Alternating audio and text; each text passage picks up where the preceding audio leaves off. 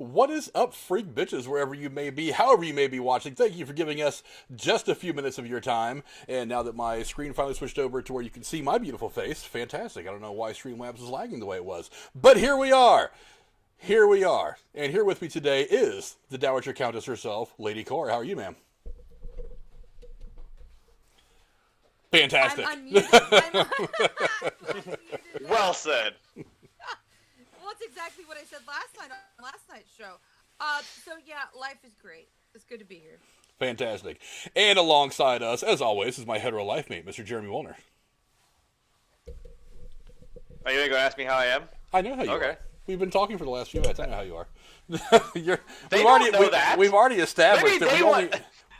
we only really care about Cora, not you. While that may be true, maybe they would like to know. Maybe there's a subdivision of people that are fans of me. You know, Frank, maybe I want to know how Jeremy's doing.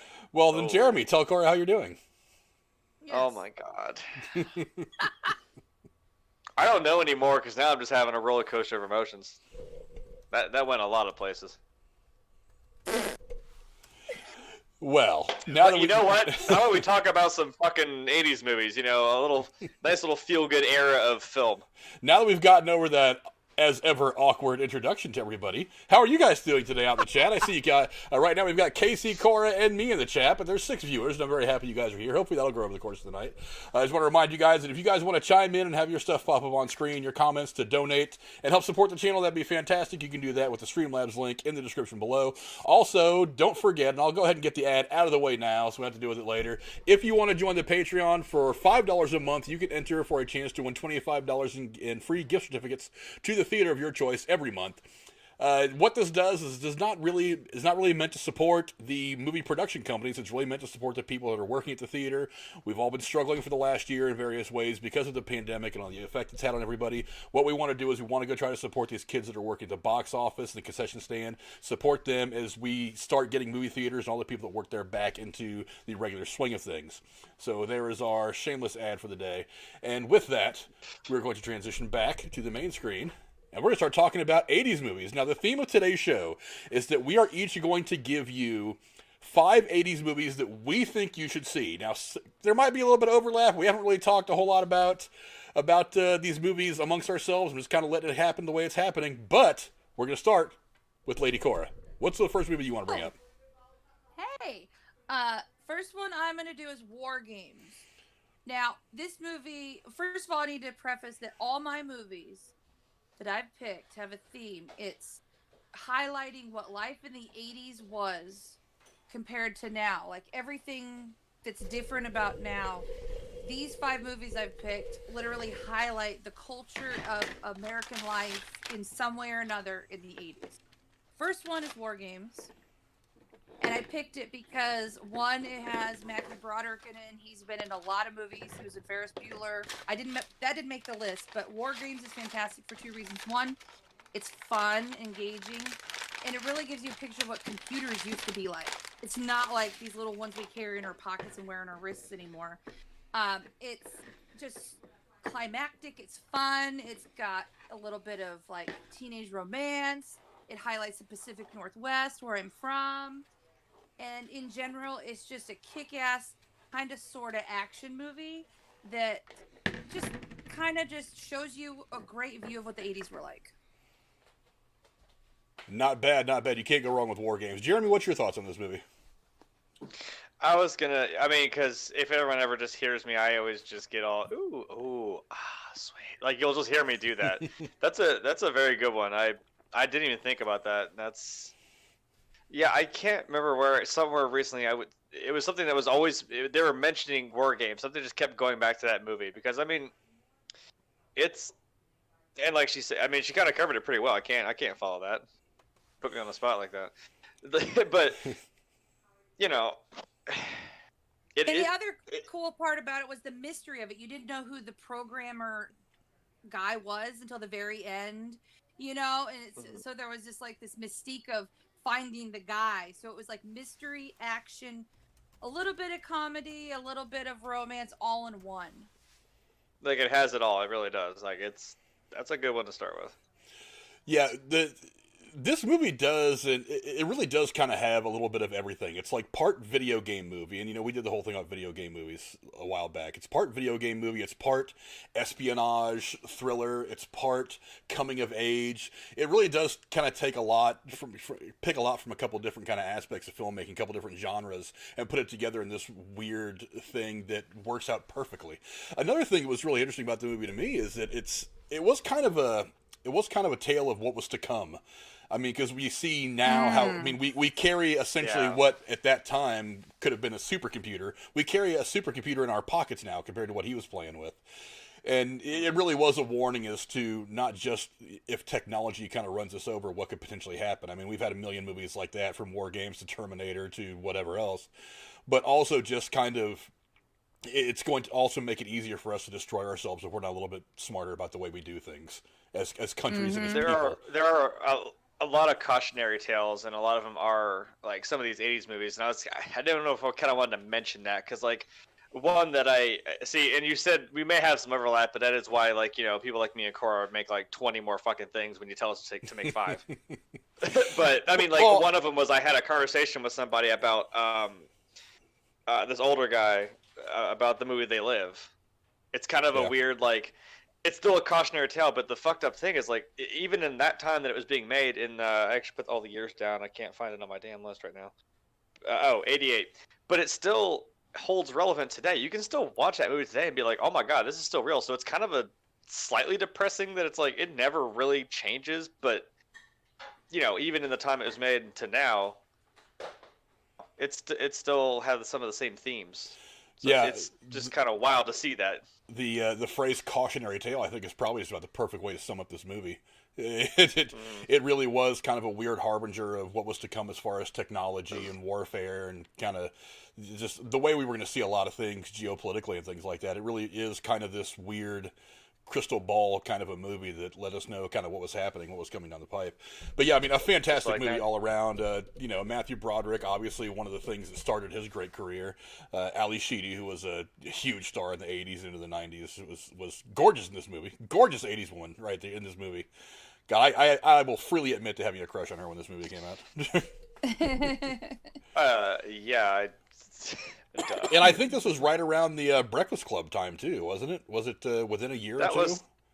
Yeah. I was gonna say that's very close. That's also another one that I had as an honorable mention. That's a really good one to watch. Yeah, so I mean, she was definitely one of the hottest actresses in Hollywood in this point of the 80s. But I mean, a fantastic movie all around, and you guys should definitely go check it out if you get a chance. So, Jeremy, you've got a movie you want to give us. What's your first movie? Yeah, I do. The first one that I put down without question, of course, was Back to the Future. Yeah.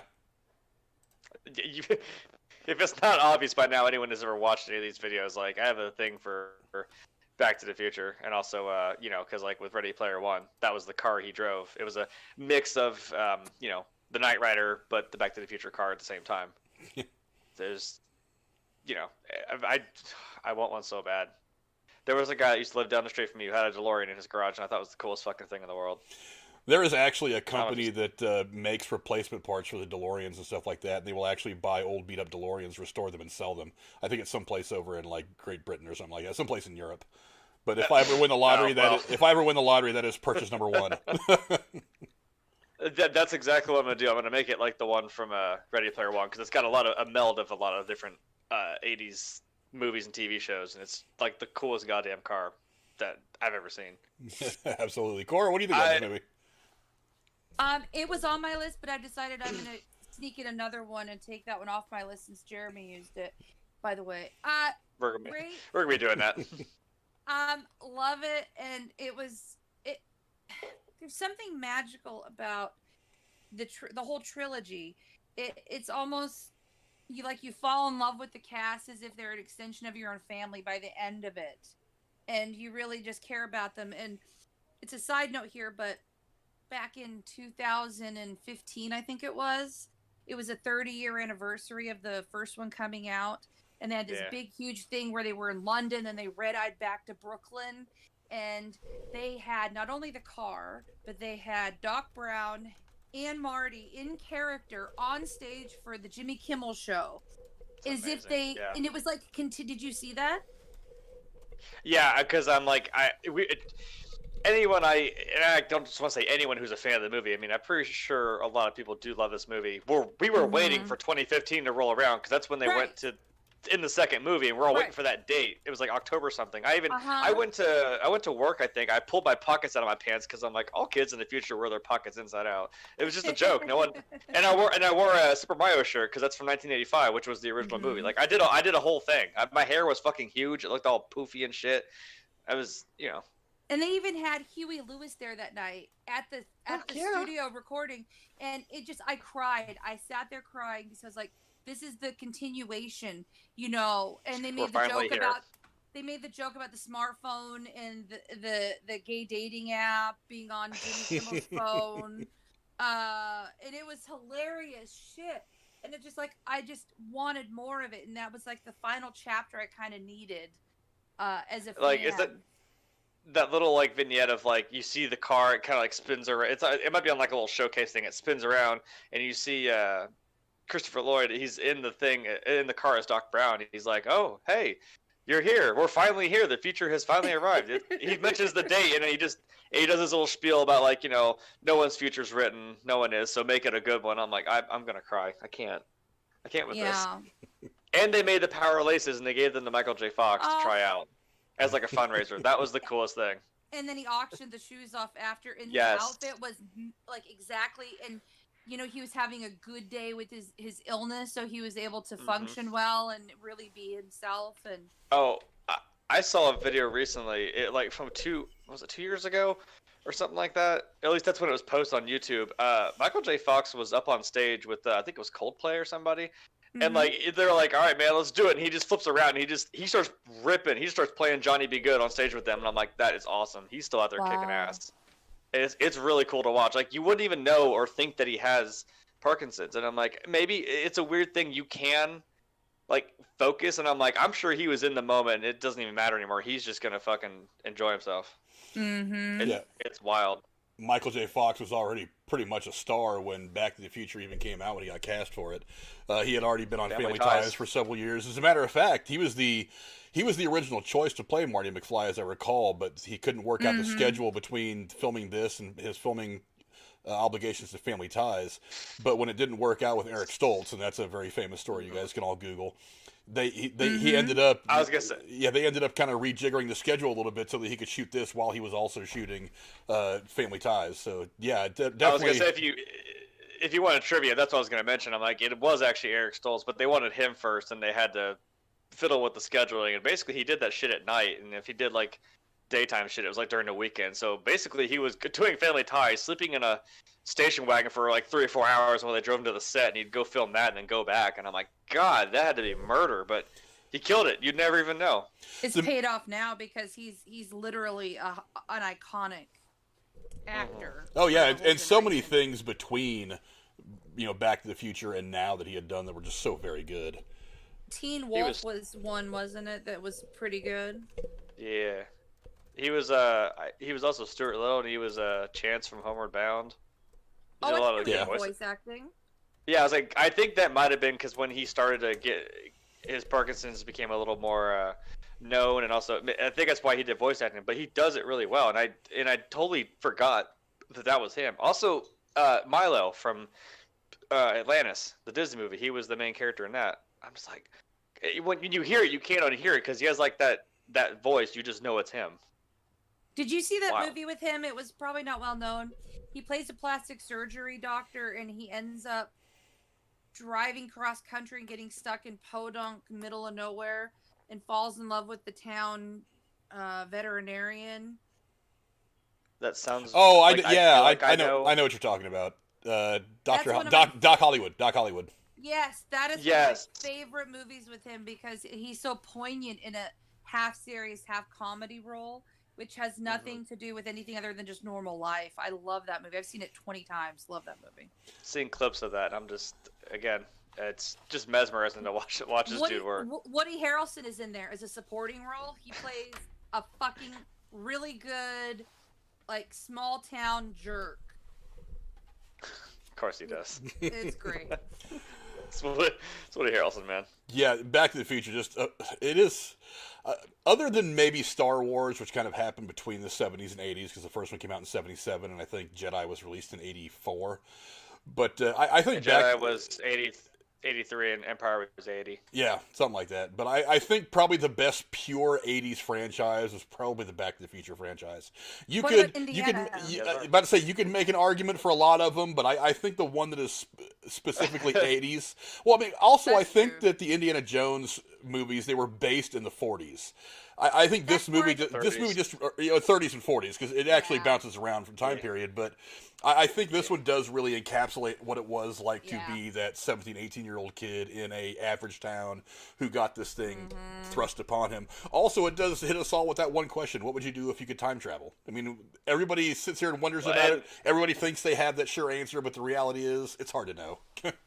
And that was the whole basis for the movie. Is actually the guy came across his dad's yearbook and he looked at his dad's like high school picture, and the thought occurred to him like, would I have been friends with my dad back in the day if we were the same age? And that's kind of what the basis of the whole movie started off with, and that's where they went.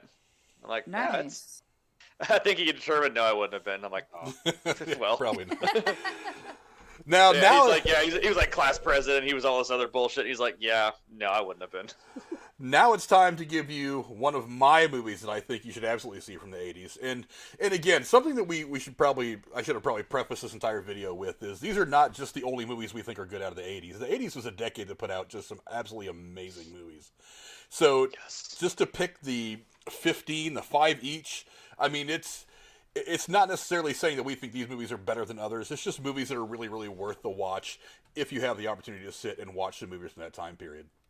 Now, my first couple of movies that I picked for my 5 are you kind of see them coming. They're movies that are already well known, but they really do encapsulate, like I said, like Back to the Future, they encapsulate this whole era of filmmaking that happened from the late 70s all the way up into the mid 90s. And my first movie is Scarface. I mean, this movie is just badass in every way. It's honestly, a lot of people don't realize, I think maybe more people now do, this was actually a remake of a Howard Hughes movie that came out in 1934-35 that was based loosely on Al Capone and all of his crazy adventures as the Chicago leader, of the mob. But, this is actually a remake, and what Brian De Palma did, honestly, I think this is Brian De Palma's best film. He made some really fantastic movies, but this movie is just one piece of art that you absolutely cannot deny. It is just leaps and bounds above the rest. Michelle Pfeiffer was fantastic in it. And she was, and one of her, was this before or after that Grease 2 debacle? Anyway, that's not important, because we don't even want to acknowledge that movie exists. But, I mean, just loaded with a bunch of talent. I mean, everybody from, Stephen Bowers, an actor that never really passed this in a couple of movies in the 80s. His star never really rose the way that it should have, but man, he is just a fantastic actor. But this movie, it modernized that mob story by setting it in what at the time was the current setting of Miami and the problem with Cuban immigration, drug, everything drug exports coming into the country and causing all kinds of problems. And this movie, Brian De Palma did such a good job telling the story that the little bit of filming they actually did in Miami, they actually shot most of this in Los Angeles, but Los Angeles and Miami, there's palm trees in both places, so they're pretty good analogs for each other. That when they did actually do filming in Miami, his crew actually had to wear bulletproof vests because the cartel was aggravated with them, and they knew that they were telling the story in such honest fashion, and it was such a true story for what was going on at the time. So, I mean, yeah, Cora, what do you think about this movie? I have only seen it once, and I am.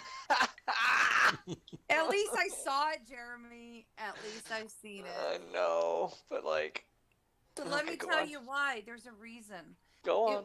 The reason is that I saw it for the first time, I don't know, maybe 5 years ago, and it just was so moving. It's like, you don't want to try to recapture that high of that first time you do something. And the first time I saw this movie, I watched it poignantly, very focused, and I loved it. I cried, I experienced it and related to it, and very much loved the portrayal of what it's like for a Cuban immigrant during that time coming to America. But I just didn't need to see it again. It's one of those that just stays with me. Maybe 10 years from now I'll want to watch it again, but it's just one of those that stays with you, almost every detail, down to the music and how they're driving around that convertible, and the contrast of them walking down the street or going into a hotel room and killing someone in a bathtub. It's just everything about it is so amazing that I don't need to watch it again to re-experience it. Does that make sense?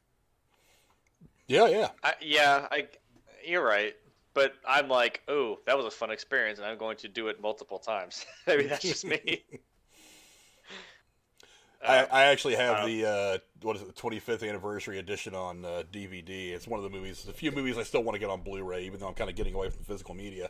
This is one of the movies I desperately need to have on Blu-ray just because I want to have that copy in front of me for all time.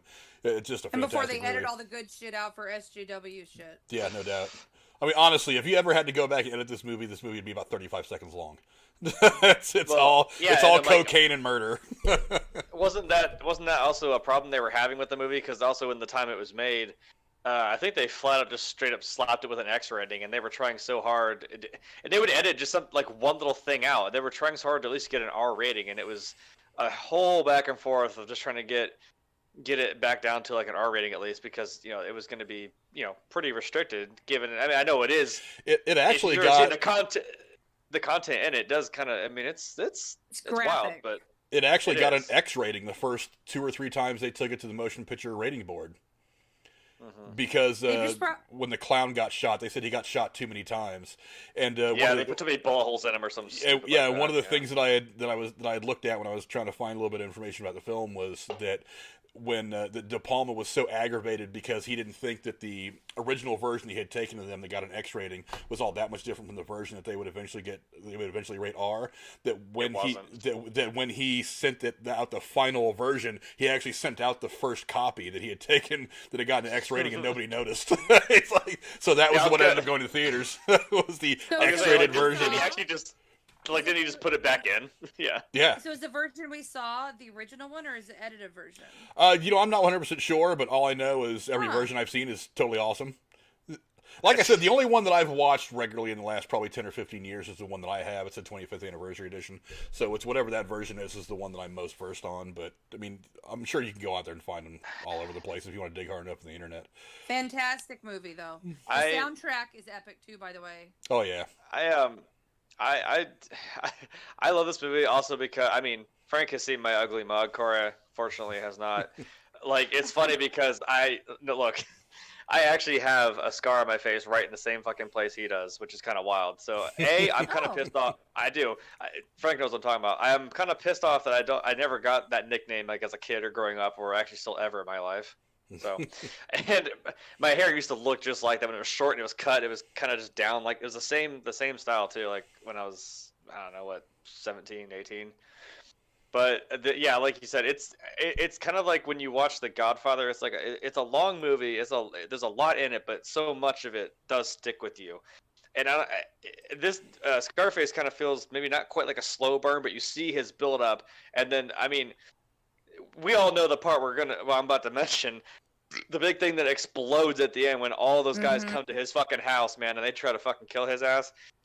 And, of course, he just stands there like, all right, let's go. Say hello to my little friend. Do you know what I have to say? I think the scene in Kill Bill where she's at that Japanese, place, she fights all the guys. I think that's an ode to this scene in Scarface. The crazy 88s. Yes. The whole scene reminds me of that. With the balcony, with him standing upstairs and Lucy Liu standing upstairs, just watching this battle downstairs. I mean, to me, I saw that in Kill Bill and I immediately thought Scarface. Tarantino does do some pretty wild shit, that's kind of in this same vein. He does, some of his movies are just, you're kind of there. He's really good at his dialogue, his back and forth. Then some just wild, over-the-top shit just starts get out of left field, and you're not ready for it. And that's just, it's kind of the same thing here. So maybe he takes inspiration from that, that kind of movie. Yeah, one little interesting... Go ahead. No, well, I was gonna say when we're talking about cutting things out, but.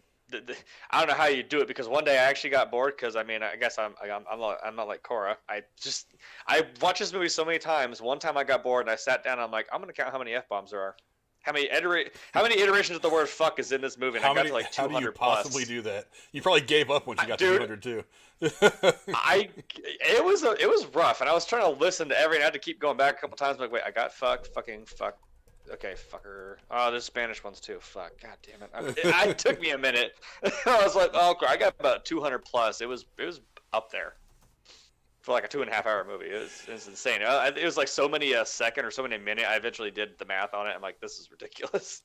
Well, you guys mentioned that big shootout at the end. One of the interesting things I found out about this when I was reading some of the stuff about this, was Steven Spielberg and Brian De Palma had been friends ever since the two began making studio films together back in the mid-'70s. And because of that, they made a habit of visiting each other's movie sets. Spielberg was actually on the set for one of the days of shooting when the Colombians initial attack on Tony Montana's house at the end of the film. So De Palma actually let Spielberg direct that low angle shot when the attackers first enter the house. That part of the scene was directed by Spielberg. Nice.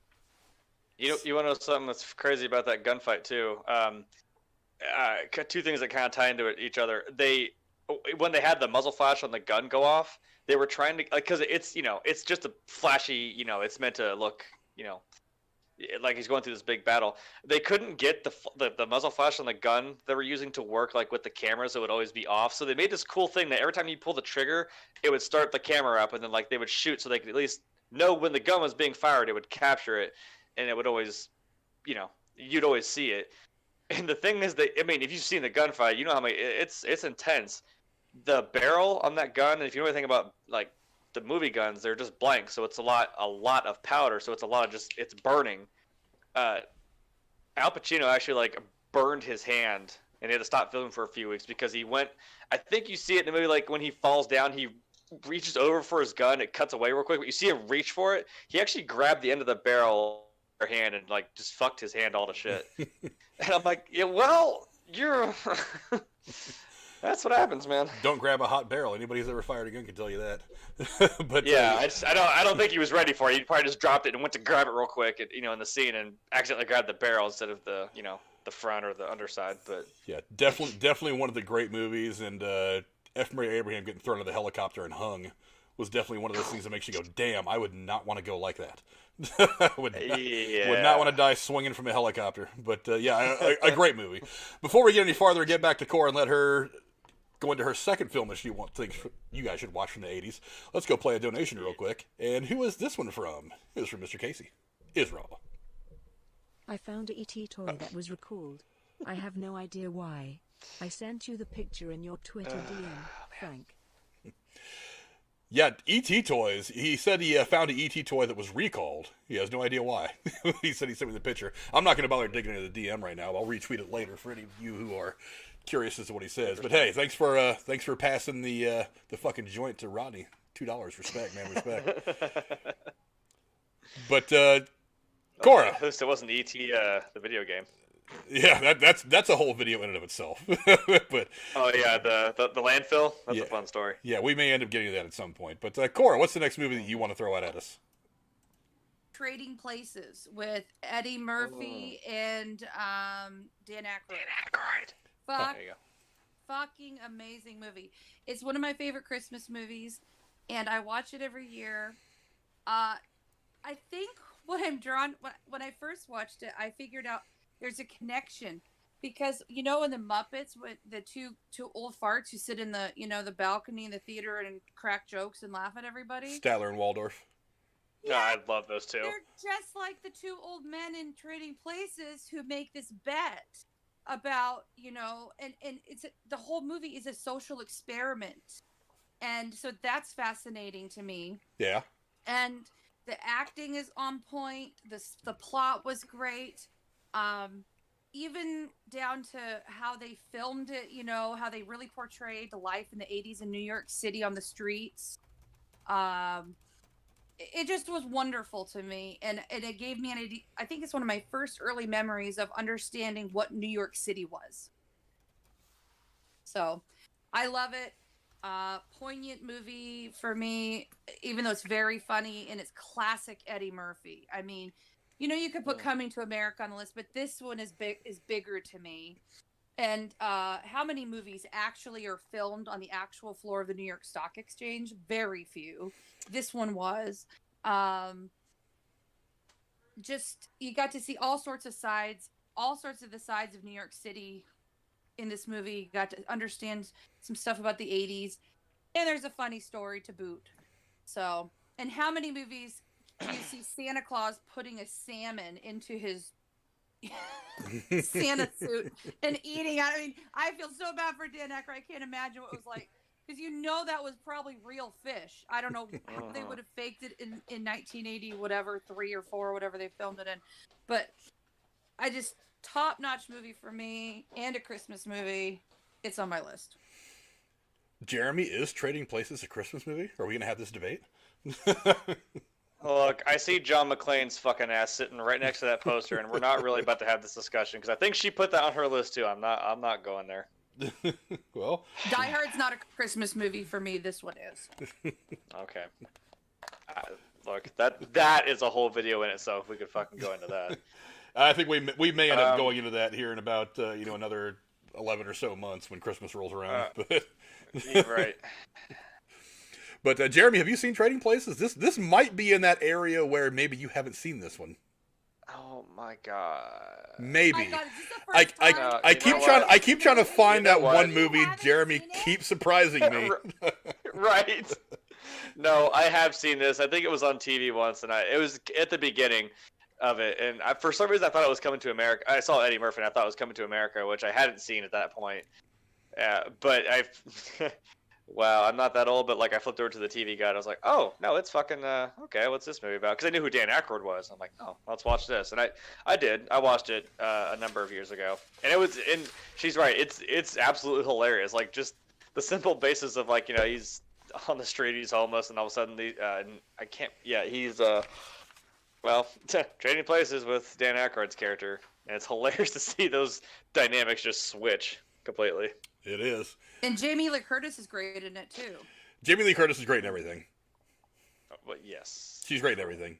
She's topless in this one, isn't she? I don't remember.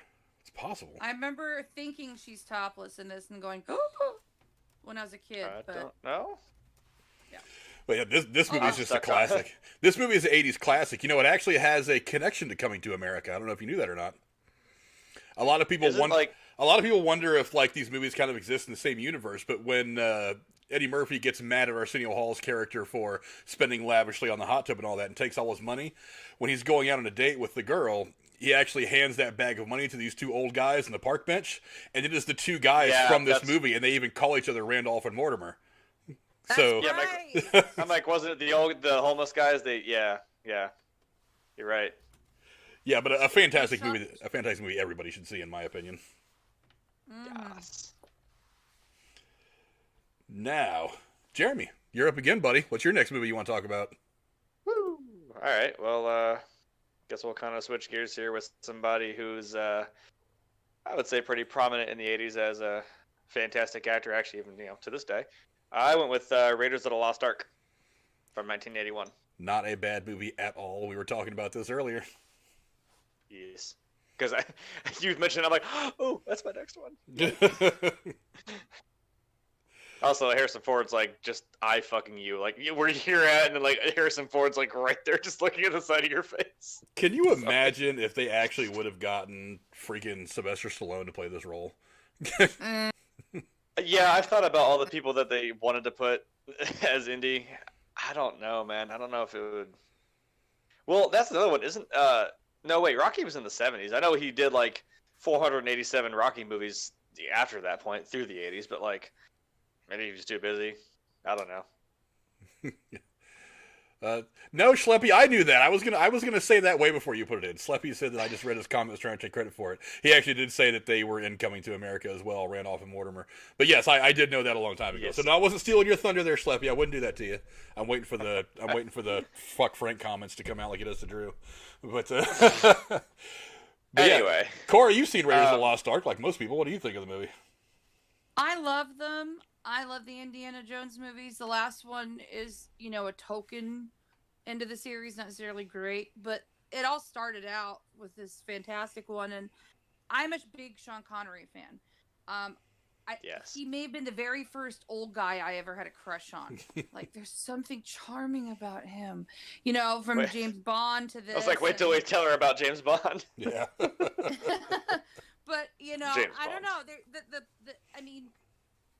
The work that went into this to capture the essence of the time period, down to the cars, the garb, the clothes, the way they spoke to each other, it just full immersion. I mean, complete success at capturing that time period, and on top of having a kick-ass story.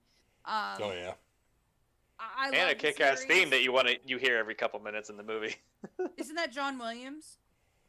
I believe so. Yes. John Williams did Yes. a lot. Has done most of the stuff for Lucas and for Spielberg. So probably. Yeah, anything John Williams does is gold. Yes. I prefer I like all the Indiana Jones movies, but yeah, it's iconic, and I'm really glad you put it on your list. Oh yeah, I wouldn't. It wouldn't. I hate to say, like, it wouldn't be me if I didn't say Indiana Jones as well, because I love it. It's a nice little action adventure, little action adventure romp. And we're going after religious artifacts like the Holy Grail and the Ark of the Covenant, and then there was that one little weird dark voodoo crap that happened in the second one, but whatever. But Well, whatever. the second one is Semantics. actually a prequel to the first. It actually happens It's- before the it's- events of it's a Raiders of the year Lost book. Ark. It's a year before Raiders. And Yeah. You you're know right. that? Yeah, Yeah, a lot of it's, people don't realize nine- it is actually a prequel. Oh, Yeah, it's 1936 is Raiders, and 1935 is Temple of Doom, and then My 1938 is the third one. my favorite character is Marcus. He's so funny. He's like the comedic sidekick to all of it. I thought you were gonna say has his Sala. dopey moments, and I just love him. I love the Marcus character.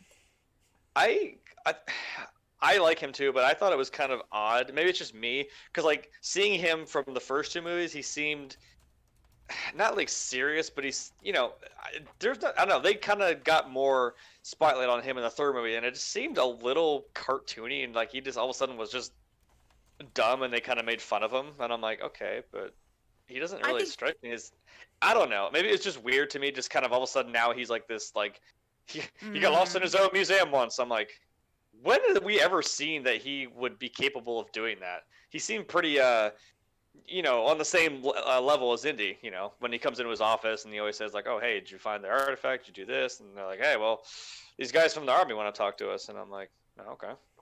Yeah. Kind of seemed like his good friend. Ugh. So Jeremy gives us Raiders of the Lost Ark as his most recent submission for 80s movies that you should see. And I guess we're back around to me. Now, Man, I guess. this is a movie that a lot of sci-fi fans, it's become a cult classic since, but I think this movie was wildly misunderstood when it first came out because it was so far ahead of its time. And it was Blade Runner. Oh, you just jumped Harrison Ford with me again, didn't you? Segue. It made sense to segue into my next one with this one. But, I mean, Blade Very good, Runner, very good. a very, very deep philosophical look at a science fiction-y kind of story. One that a lot of people, it had a couple things working against it. For one, it opened against E.T., and E.T. was a monster movie. And because it was a little bit of a deeper thing, it wasn't kind of the cookie-cutter science fiction stuff that we used to get with kind of the action space stuff. It was much more thoughtful. Because it got kind of run out by E.T. and because it was a different kind of sci-fi movie, the movie kind of bombed at the box office a little bit, but over time, as more and more, especially science fiction fans, kind of got around to seeing this movie, they were like, wait a minute, this is actually a very, very good story. And it really is. It's fantastic. So much so that they decided 107 years later to come out with a sequel in Blade Runner 2049. But Right. Again, it was one of those. This was actually based on a book called what was the name of the book? Do Robots Dream of Mechanical Sheep or something like that? I forget exactly what it was called. And it was altered and tilted a little bit to make it into a movie. But it was a fantastic movie, one that is very thought provoking.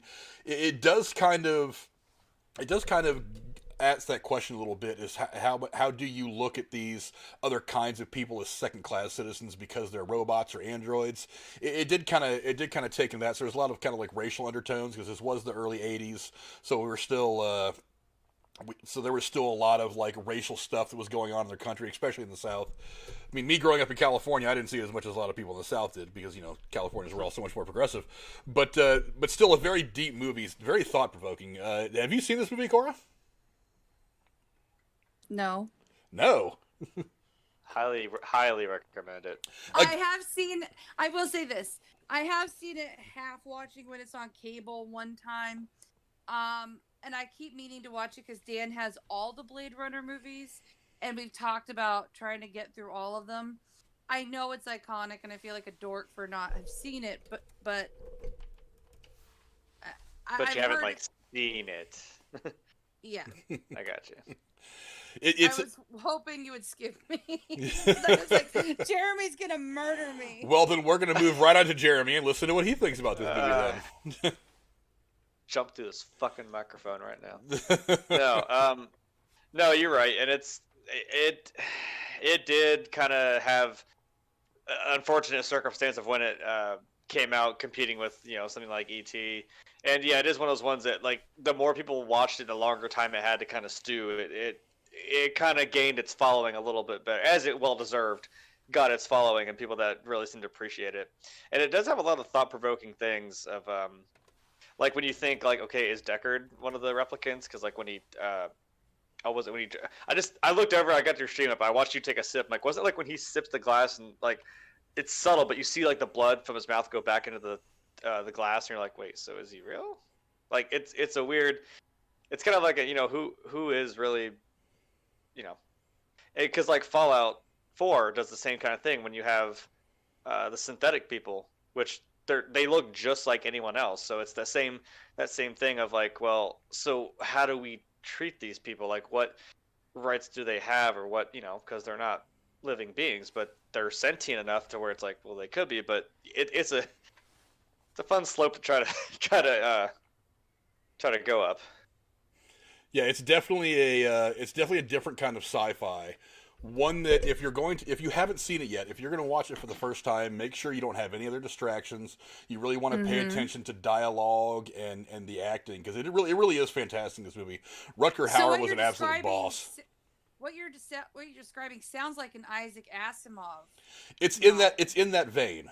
It's in that vein. Okay. It wasn't written by the book wasn't written by Asimov, but it's definitely kind of in that vein. It's not just straight up sci-fi for being sci-fi. It was definitely there was a little bit of introspectiveness to it. Again, it was kind of like, how do you look at other people?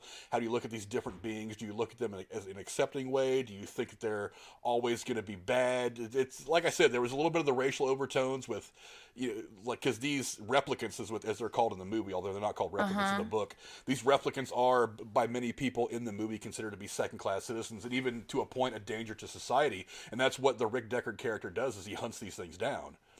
Sounds like the premise of the new Star Trek thing with Picard. I haven't had a chance to watch Picard yet. I just got CBS All Access, so I need a minute to sit down and catch up with all that.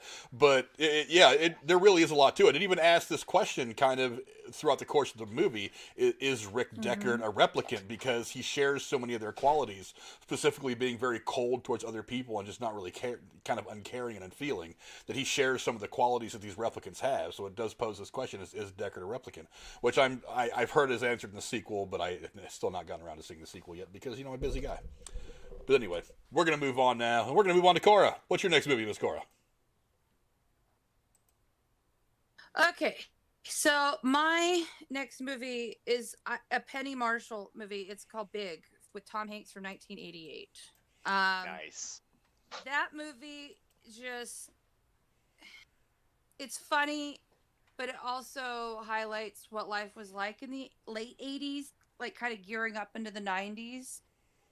But there's just something really like time travel-ish about it because of the Zoltar machine that, speeds up his age and makes him 30 years old. And then he, lives as an adult for a short time. And then he goes back. And you know that scene at the end of the Breakfast Club where the one guy is, puts his arms up as he's walking across the football field? Yeah. That is John Bender, Right. my lady. The end of Because he Big, finally got her. when he's walking down the street as Tom Hanks, and then the magic sets in, and he becomes his 13-year-old self, and he's wearing the grown man suit, which is draping all over him, and you just see his back because he's walking home. There's just something very moving about that shot, and so there are a lot of reasons why I like this movie, and a lot of reasons why I included it on this short list. It's a coming of age in a time capsule kind of movie, because when he goes back to being 13, he's still going to have to grow up, but he will have already grown up, and so he's going to have a whole different life experience than he would have if he hadn't gone through this. There's a little bit of a love story. There's a really cool whole part of the plot where you see what business was like back in the 80s, of the toy industry and in general how business was run. The toy store scene with the giant piano was fantastic. I learned to play chops after seeing this movie. That is one of the probably one of the top 25 scenes in all of film is him and Robert Loggia playing chopsticks in that big piano. That's iconic as shit. And the way he nibbled on the little tiny corn at the cocktail party. I mean, this is almost like Tom Hanks channeling modern day Jim Carrey. Which Tom Hanks didn't usually do. He tended to do more serious stuff. So, I don't know. I love the whole thing, and I'm usually a big Penny Marshall movie fan anyways. Penny Marshall makes some great movies. One of my favorite sports movies, maybe my favorite of all time, was A League of Their Own. Mm-hmm. So that's all I got to say about it, but it's on my list. Jeremy, what do you think? Yes, before you ask, I have seen this movie. I know you have. I'm assuming you've seen this movie. Yeah, I mean, but I can't really. Again, I think I saw it on TV once, when I was a lot younger, because I just hadn't seen it, so I was like, all right, I'll give this a watch. Yeah, because like I said, the thing that sticks out to me is he's playing on the piano and shit. It's I think what she was saying is there's something kind of charming about it. It's it's another interesting thing. It's like, oh, suddenly you were 13 and now you're 30, because someone didn't make a movie called 13 Going on 30 a couple years later, but Tom Hanks did it better. Tom Hanks did do it better, I think. I enjoyed 13 Going on 30. It was an amusing movie, but I mean, sorry, you weren't touching big. Yeah. No, not even close. Yeah, it's another one of those things. It's like, maybe he's now. It's just like as a kid, you just kind of it's that meme where it's like, oh, as a kid, I wanted to grow up, and now I'm like, why the fuck did I want to do that?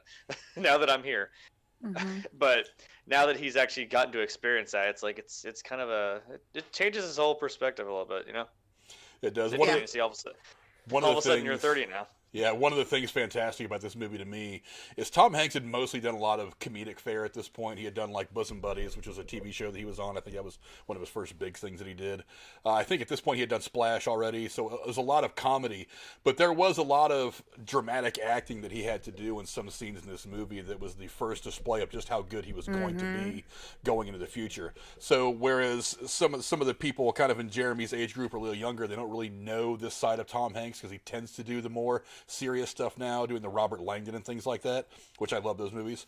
But honestly, his range is phenomenal, and I do think that you see the first taste of just how much range he's got in this movie, because he is struggling with a lot of things over the course of this movie. He is essentially a kid that is out in the world by himself. The fact that he's in a 30-year-old man's body is meaningless. He is a 13-year-old boy who is out in the world alone. And nobody knows. And a woman's falling in love with him, and he doesn't know what to do with that. Yeah, he is. He doesn't know what to do with her when they're alone. He's big like, time. We're gonna go have sex. He is big time a fish out of water. Trampoline. Yeah. Look, I'm almost 30 myself, and I don't know what the fuck to do when a woman talks to me still. So. Yeah, I feel you, man. It is the ultimate fish out of water story, but you're also dealing with the insecurities of a 13-year-old. And, we were all 13 once. We all thought we knew everything at 13, but then, of course, we all ended up getting put in that position where we realized we didn't actually know shit. And it really is a wake-up call for this 13-year-old kid to be in this situation. But yeah, it's just great acting by Tom Hanks throughout the course of this movie, and the range that he would show in this movie and then on throughout the rest of his career up to this point, just absolutely fantastic. But definitely one of my top 3 Tom Hanks movies. That's what I think, I anyway. agree with that. But Awesome. Jeremy, what's your next movie? Okay. Okay.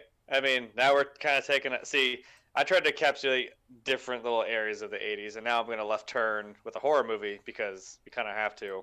So I went with A Nightmare on Elm Street, 1984. Fantastic movie. Yes. Set in a fictional town in Ohio because why not, right? I think it's called like Springwood or something like that, which is like a play off of Springfield and whatever other blank woods, Yeah. towns are in this fucking state. Yeah, it's it's kind of fun to know that, oh yeah, that movie's fucking here in this state. So we have Freddy Krueger going for us. It does make sense because I think I read somewhere, I think maybe even you had brought it up to me at some point over the course of the last year, that there are more haunted houses in Ohio than any other state in the United States around the Halloween season. Yes, like, that was definitely me because I have the. Yeah, a state the size of California has like 4, and Ohio's got like 712. It's like, there's literally like 3 or 4 in every county that you can go to. Yeah, I have a map of it's a map of all of the states and how many are in there. It's like over 100 in Ohio, and it's like, yeah, it's a small ass little state over here. And then I have one of by counties that has them all divvied out to what they all are. Like, are they a house? Are they a trail? There's only one, the one that I work at, which is a cave, the one and only. And yeah, come check me out when COVID's not a thing. I'll scare the shit out of you because I get paid to. But yeah, and someone's like, "Are you okay, Ohio?" I'm like, "No, we're not." But we do something well. We're going to do it, or a maze because we have a lot of corn here. That's kind of our. But see, I do think Children of the Corn is based here too. So there's just something. I was gonna say there's something horror about Ohio that works really well for some reason. If you lived here, you understand. Like I said, that's my joke is that I call us the Children of the Corn because quite literally, it's fucking. Literally, there's a cornfield right. I can see it from my house. You can almost look at any direction anywhere in Ohio and see a cornfield. But Cora, have you ever seen A Nightmare on Elm Street? Are you a big horror fan, really? I'm not, and I haven't seen it. My mother was really anti-horror movies, not for religious reasons. She just didn't like them, and nobody in my family really watched them. And then I know who Freddy Krueger is. I know it's called Nightmare on Elm Street, but I don't even know why he kills people or what he is. I'll be honest. Wait, can I explain it? Because this one's mine. Go ahead. I know you're chomping at the bit. Go ahead. Oh, I am. Because so many things I wanted to say there. First of all, fun fact: there's this little actor. It's his first movie. Goes by the name of Johnny Depp. I think we all know who that is. His very first movie, and the first. Yeah, no, not Freddy Krueger. He's the main girl, Nancy. It's her boyfriend. That's who he plays. Okay. This was actually, I think this was Johnny Depp's first film role, wasn't it? That's what I just said. Yeah. Yeah. Yeah. Oh, yeah. It was I'm in the middle of doing some it was stuff too.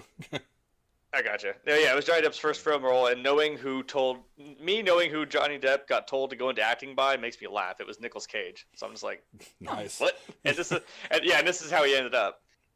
So really the premise is there was this guy, Fred Krueger, who I think he worked at the school, right? And he had he kidnapped and or like molested these little kids. So basically all the parents of the neighborhood were pissed off because nothing really happened. So they kind of made this PTA mob, as it were, and they went and they just burned him alive and like basically just killed him. So that's why he looks the way he does, and his essence was now he just haunts the nightmares of their kids. Like that's what Nancy is. Nancy's the daughter of the mom. Sounds who was one of the people. it-ish. Yeah, it's kind of like that. He like now he haunts their dreams and like so. Oh. I think. He's not I mean, real. He doesn't like actually kill people. no, he does. No, he 'cause does. It's the whole like you die in the dream, you're going to die in real life. The beginning. I mean, the first person that dies, the girl. I can't remember her name. It's kind of horrifying. Like it kind of cuts it in and out. Like the boyfriend's watching her, like she's being dragged across the ceiling, like dragged across the bed and slammed into walls and shit. But you don't see what's going on. Like you see him like gut her with his finger knives, and then he like lifts her up out of the bed, but he can't see, and the guy's just watching this horrifying thing. This girl just get like killed. Did he get blamed for it? Yes. Yes. See, and like that's what sets it off is they think that he killed her. Yeah. So he's in jail losing his shit, and now it's kind of like a Yeah, it's well, it's kind of like Inception. I won't be able to watch it, but I can read the plot synopsis. That shit'll give me nightmares for months. But yeah, that's why it's a Nightmare on Elm Street. Yeah, straight up, I put Robert Englund and Kane Hodder up there as just horror gods. Yes. Because I don't think it was right. one person that is really known for playing Michael Myers. I don't think there's really one person known for playing Leatherface. I think they maybe had one person play Leatherface multiple times. Other than that, it was all different actors, wasn't it? Gunnar Hansen. Gunnar Hansen. Beat the OG. Okay, Gunnar Hansen. Oh yeah, I put Gunnar Hansen up there too. That's my favorite horror movie. Don't you dare! I'm like, no, Gunnar Hansen is the one and only. Him and the new guy in the Jessica Biel movie had kind of a. It seemed like a friendly spat, but it's. I think the new guy took it a little more seriously than Gunnar Hansen did. And like when Gunnar Hansen passed away, like he tweeted out like, "Oh, boo-hoo," and like everyone hated him for it. I'm like, leave him alone. Fuck. He just made fun of you for the way you slam the door because you don't do it right. That's what he was. Just chill, dude. Yeah, it's just Robert Englund. A lot of people don't understand how good Robert Englund really is. There are two things that I will always remember Robert Englund for. One is this role as Freddy Krueger, and while I think the guy that played Freddy Krueger in the newer movies isn't bad, he's a decent modern day version of him. There is no way to touch what Robert Englund did with this role. And Robert Englund is a horror god. And I don't even think he really intended for that. He's just so good at it. The other thing is, and this might be one of those things where I can best you a little bit, Jeremy, and maybe find something you haven't seen yet, is he was in a television show when I was a kid called V, about these aliens that came down in these like Independence-sized spaceships, and like pretended to be friends with humanity to steal the water or something like that. I have not seen it, but I think I know what you're talking about. He heard something about a show he was in. Maybe. Actually, like the episode of Stargate SG-1 where the aliens came through the Stargate, and in a timeline they helped us with making peace in society, but then they slowly started giving people medication to make them live forever, but it was sterilizing them, and they were just planning on this 50 to 100-year plan to have all the humans die off so they could use all the resources. Yeah, so it's similar, but yeah, he actually plays one of the aliens who's actually a good guy. He doesn't really want to hurt humanity, so he ends up becoming friends with the human resistance. But yeah, I will always remember him for Freddy Krueger and for playing this character on V. Yeah, just absolutely fantastic actor. One of the horror greats. I mean, and not only this, he did what was the one? Not The Machinist. What's the one he did? Jeremy, help me out here. I'm drawing a blank on the name. What? He did another horror movie, something about, God damn it, something in a basement. I forget what the hell it is. I'm drawing a blank on it now. I have to go look at it. Yeah, I know he's been another. I'm gonna have to go. The only Stephen King, is it a Stephen King movie about a basement with cats? No, it wasn't a Stephen King movie. Okay. I'm looking up his filmography real quick because this is gonna drive me nuts if I don't. So do they kill the guy in the end? Do they figure out a way to stop this Freddy Krueger? Hold on. The first problem is there are like 6 sequels to this fucking movie. So I think they might have actually hit double digits if you count the newer ones. New ones. Yeah, probably. I had a box set of and the movies if they don't stop him.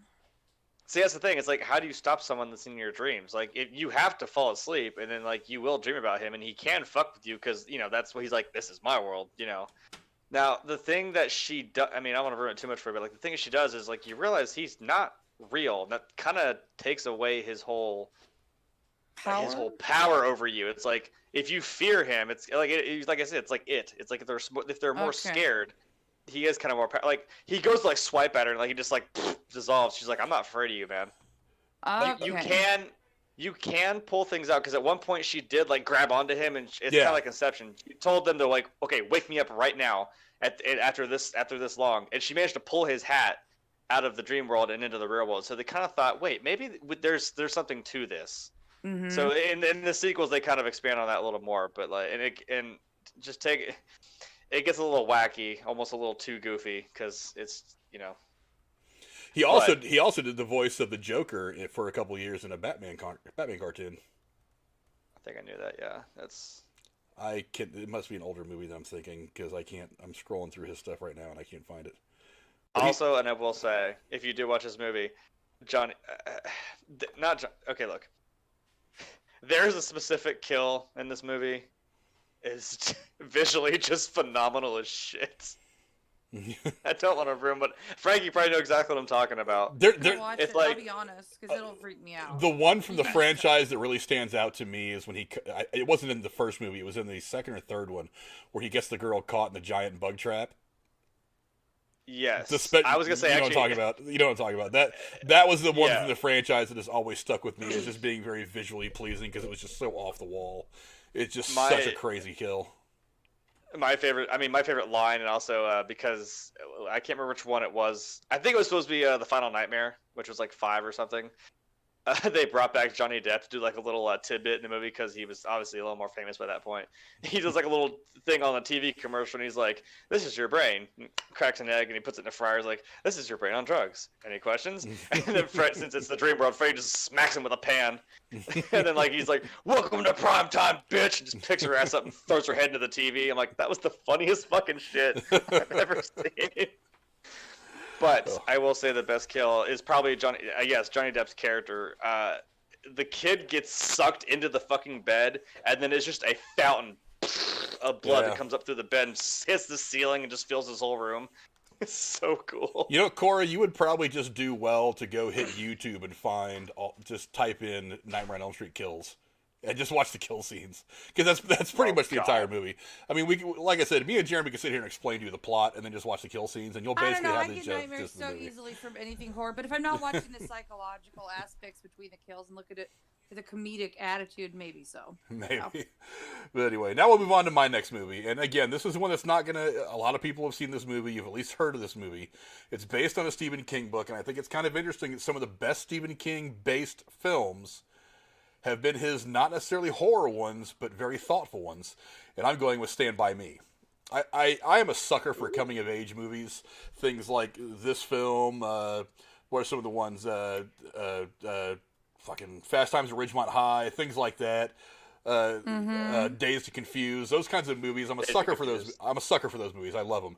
This has got it's a big element of that. It's got a little bit of Stephen King touch to it that gives it a little bit of a not supernatural but a scary thing. And one of the things that I think that works about this film is that growing up, I think we can all admit, is scary. It's hard to venture into the unknown when you're not sure of yourself, and I think that's what growing up is in many, many ways. And this movie is exactly that. It is this group of 4 friends who want to go off on this little adventure. They know that their childhood, maybe they don't act like it, but I think they subconsciously know that their childhood is slipping away. So one of their friends comes up to them and asks that famous question, "Do you want to go see a dead body?" And that sets these kids off on this 2 or so day journey across the land that they live in, and this is based in Oregon. Across this area of Oregon to go find this dead body by a lake. And of course they run into all kinds of things along the way. There's the famous scene swimming across the creek with the leeches and all that. That is both funny and scary at the same time, because who wants to get eaten up by leeches? Also, it's just got a ton of talent in it. I mean, from River Phoenix when he was still very young, Will Wheaton, who I've always been a fan of Will Wheaton, even before The Next Generation. Jerry O'Connell before he got hot and good looking for all you women when he was still a chubby kid. God, who else am I? Corey Feldman before he got all weird. Yeah, and a young Kiefer Sutherland. Sutherland. Yeah, Kiefer Sutherland as well. This was before Lost Boys, I think. So this was about the time his career was really starting to take off. But yeah, just a fantastic movie. It does, again, it's got a lot of different elements. It's mostly coming of age. It's got that little bit of a fear thing, but there is this journey of self-exploration that happens for all 4 of these boys in different ways that really makes this movie stand out to me. Jeremy, I know you've seen this movie. What do you think? Yeah, and I like you said, there's that Stephen King touch to it, and it's something you see in a lot of his movies. Like, he does these same little elements, and he does them really well. Like this and like It kind of remind me of the same type of, like, it's this group of kids, and they kind of, I mean, minus the murderous clown that comes back every 27 years, but they kind of, these friends have this, like, growing up, and they always had this, like, kinship with each other, you know what I mean? Instead of finding a dead body, and they find this fucking clown that comes back. And I thought this was in Maine, because I swear, like, everything he does is in Maine. I thought you said Oregon. I thought it was... The book is based in Maine. The movie Maybe takes that's what place I'm in thinking Oregon. of.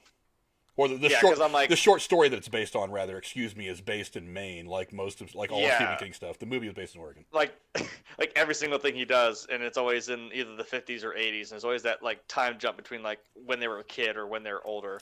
Like those little elements that Stephen King does really well. That's I don't know. I like them because, like I said, like Shawshank was in Maine. That's also Stephen King. It's weird. You don't think about that. But This short story, Stand By Me, was in the same collection that gave us the Shawshank Redemption. yeah. I mean, dude, I was gonna say that. I'm like, if that movie had been made in the 80s, I just want to say it because I fucking love that movie so much. I can't say it because it's in the 90s. You ever? I don't know.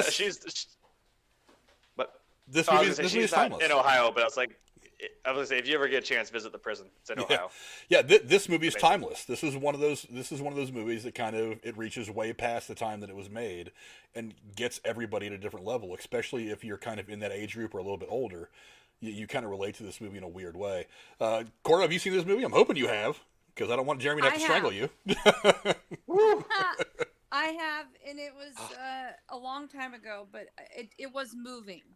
And I remember thinking, you know, what a cool memory for all these actors who went off in different, directions with their careers. I mean, you don't see people who, I don't know. I'm a big River Phoenix fan. I'm sad to see him, that he's gone. But all these actors are really great. And to see them in a younger form just doing so well as if they're adults acting. I mean, they're all very good at what they're doing, and this film highlights their skills. Absolutely. Very much so. Absolutely. I was digging through some information on this, and Stephen King is notorious for not liking the film adaptations of his stories. He always seems to have something negative to say as time goes on. Now, I haven't heard him say anything specific about this particular film, but according to some reports, after director Rob Reiner screened this film for Stephen King, he noticed that King was visibly shaking, and King got up and left the room. Upon his return, he told Reiner that this movie was the best adaptation of his work that he had ever seen. And I think that, and if that's true, if that's true, I think that's significant because, like I said, he, much like the guy that wrote a lot of the Ryan-verse stuff, Tom Clancy. Tom Clancy was another guy who notoriously just didn't like any of the movies that were made about his books. And Stephen King is one of those guys. But for Stephen King to come out in any way and say, hey, this is some good shit, I think is a very telling thing because Stephen King is a very, very hard critic on people that adapt his work. So if it's coming directly from the horse's mouth, that's probably a good reason to go ahead and see this movie if you haven't seen it already. Mm-hmm. And it's funny you say that because one of my honorable mentions was actually The Shining, which came out in 1980. Ah. That was the first one. That was number 6. I was like, fuck, there's The Shining. God, I started going into a list. But like I said, I mean, they're going to remake that. The Shining? I don't know. I don't know if you want to. I know. Remake The Shining, you said? I thought I heard something about somebody making it a Broadway musical. I'm not joking. Well, they just came out with a sequel. I saw somewhere. Yeah, I was gonna say they came out with Dr. Sleep, which is the sequel to it. No, this is something different. Because that's who Ewan McGregor plays in the movie, is his son from The Shining, going back to the hotel to do whatever he's going to do some writing. Come play with us, Danny. So, Cora, now we're back to you. What's another movie that you think we should be seeing, Cora? So I got to shake off the creepy twins. Like, get you that trigger you a little bit there. Sorry. And then in Ready Player One, there's a scene in The Shining in it. Yes. Yeah. Oh my god, that creeped me out. The lady in the bathroom. Oh. Look, I will talk your ear off about that goddamn movie. I love that sequence. It's the same music, the same camera angles, the same tracking shots, and I'm like, I love this. This movie is a love letter to all the things I love. Scary. And I love they had that conversation. He's like, I've never seen The Shining. Is it really scary? He's like, no. He's like, I gotta watch it through my fingers. Like, right. That movie gave me a mind fuck, especially at the end when they show the picture on the wall from back in the 20s. I have no idea. With Jack Nicholson in the picture, and you're like, how the fuck does he have a wife and kids in the 80s? Well, remember what the guy said? You've always been here, sir. You've always been the caretaker. I'm like, I know, it's just weird. What? How do you explain the wife and the kids? If you ever just like, because there's like impossible shots in that movie, and Kubrick doesn't do things like not on purpose. Yeah. Like there's like a shot where he goes past a wall and into the manager's office. There's a window there in the manager's office that shouldn't be there. Like you look, he goes by. There's a elevator or like a hallway right there. There should be a hallway, but it's all one shot, and somehow there's a window where the hallway should be, and it's just meant to it's subtly just mind fucking you already that there's something not right with this hotel.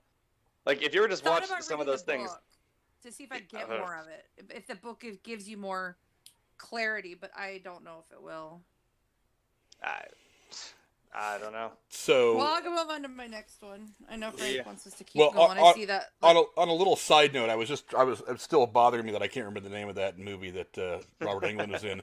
So I'm sitting here scrolling through his filmography, and I come across something that is kind of interesting that has nothing to do with anything we're talking about. He is in 2 episodes of season 4 of Stranger Things. Dang. That's cool. Bring it. Just bring it the fuck on. That look, as 80s as that show is, Robert Englund being in there, makes sense. I'm ready. Bring it. I am so about that. But yeah, I'm looking forward for season 4 of Stranger Things because I've nice. Well, that's why I appreciate that. That's why I appreciate in Scream, which was done by Wes Craven. There's like that scene where the Fonz looks out in the hallway and he's the janitor's there and you see him wearing like a little fedora and a striped sweater and it turns around, it's Wes Craven. He says something, he's like, what? He's like, no, not you, Fred. And he goes back in the hallway and in his office. I'm like, God damn it. I love it. Cora, what's your next movie? Go ahead. So I'm going to give you a little bit of I'm not going to say it right away, but it's a John Hughes movie. And I have to say, on my list of 25, John Hughes has like half of those movies. I'm exaggerating, but fucking phenomenal shit. But the one I'm specifically talking about is Planes, Trains, and Automobiles with Steve Martin and John Candy. And this movie is one of those where you love to hate it because it's like everything you could imagine going wrong on a trip. It goes wrong and it's cringe. It's like, oh, fuck, that too. But when you look at it from beginning to end, it's just such a nice little snapshot at humanity. I mean, these two people who are polar opposites, you know, trying to get somewhere, trying to help each other out, bickering, supporting each other, and going back and forth with that, who'd have nothing in common, who end up connecting. And, you know, I have this daydream at the end that, you know, they stay friends for life kind of thing. It's just one of those, like, you guys know the difference. There's some movies that take place over a long period of time, and some that are literally just like a 1 day or 2 day plot sequence. You mean like every John Hughes movie ever? Yeah. It's just 1 day. Right. She said John Hughes. I'm like, mm-hmm. There's something very magical about the concept of just getting like a little sliver of the life of someone and having to create the rest in your mind about what they were before and how they will be after. And this movie, I'm a big John Candy fan. The Great Outdoors is one of my favorite summer movies to watch. Me too. And this movie could only have gotten better if there was a third person like Dan Aykroyd in it with them.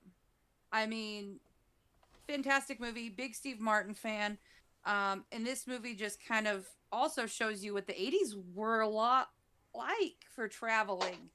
You know, you had to go online to rent a car. You had to use payphones, you know. Motels weren't anything special. It just reminds me of my life growing up in the 80s. Jeremy, I know you've seen this movie. I'm not going to bother thinking that this might be the one that gets you. So what do you think of it? Actually, Cora got me. I have not seen this movie. Damn it! Wow. Sorry. Like, no, yes, I have heard of it. I think my mom has it, I think. I remember like looking through like her shelf and I had seen it along with a couple other ones like Spies Like Us, some of these other classic ones from the comedies from the 80s. I just saw this and I just thought, I mean, I know who, you know, John Candy and Steve Martin are. They're two very hilarious guys. So I can imagine, I'm gonna say I have never actually seen this, but I can imagine the antics that are probably like contained in this movie. Would you agree, Frank? It's kind of like an 80s sort of version of Step Brothers. Similar to it, yeah. One of the things that I really love about this movie is how they kind of hit you with the truth about John Candy over the head. Oh, When yes. you spent the entire movie dealing, and I don't want to spoil too much of it for Jeremy. I hope he takes a chance to watch it because I do think it's a great movie. But I will. You spend all this time kind of following them in this crazy journey that takes them, across the country where they got to go. And then when you finally get to this area where you think it's this area of resolution of everything that's going on, Steve Martin gets home, and then it hits you with the truth of John Candy and his situation. So you spent your whole movie up to this point laughing and getting along with it, but then you're like, oh, wait a minute, there is a serious emotional situation that I didn't realize until now. Like a Roseanne finale kind of thing. Similar, something like that, yeah. I actually think this was done way better. That Roseanne finale was horrible.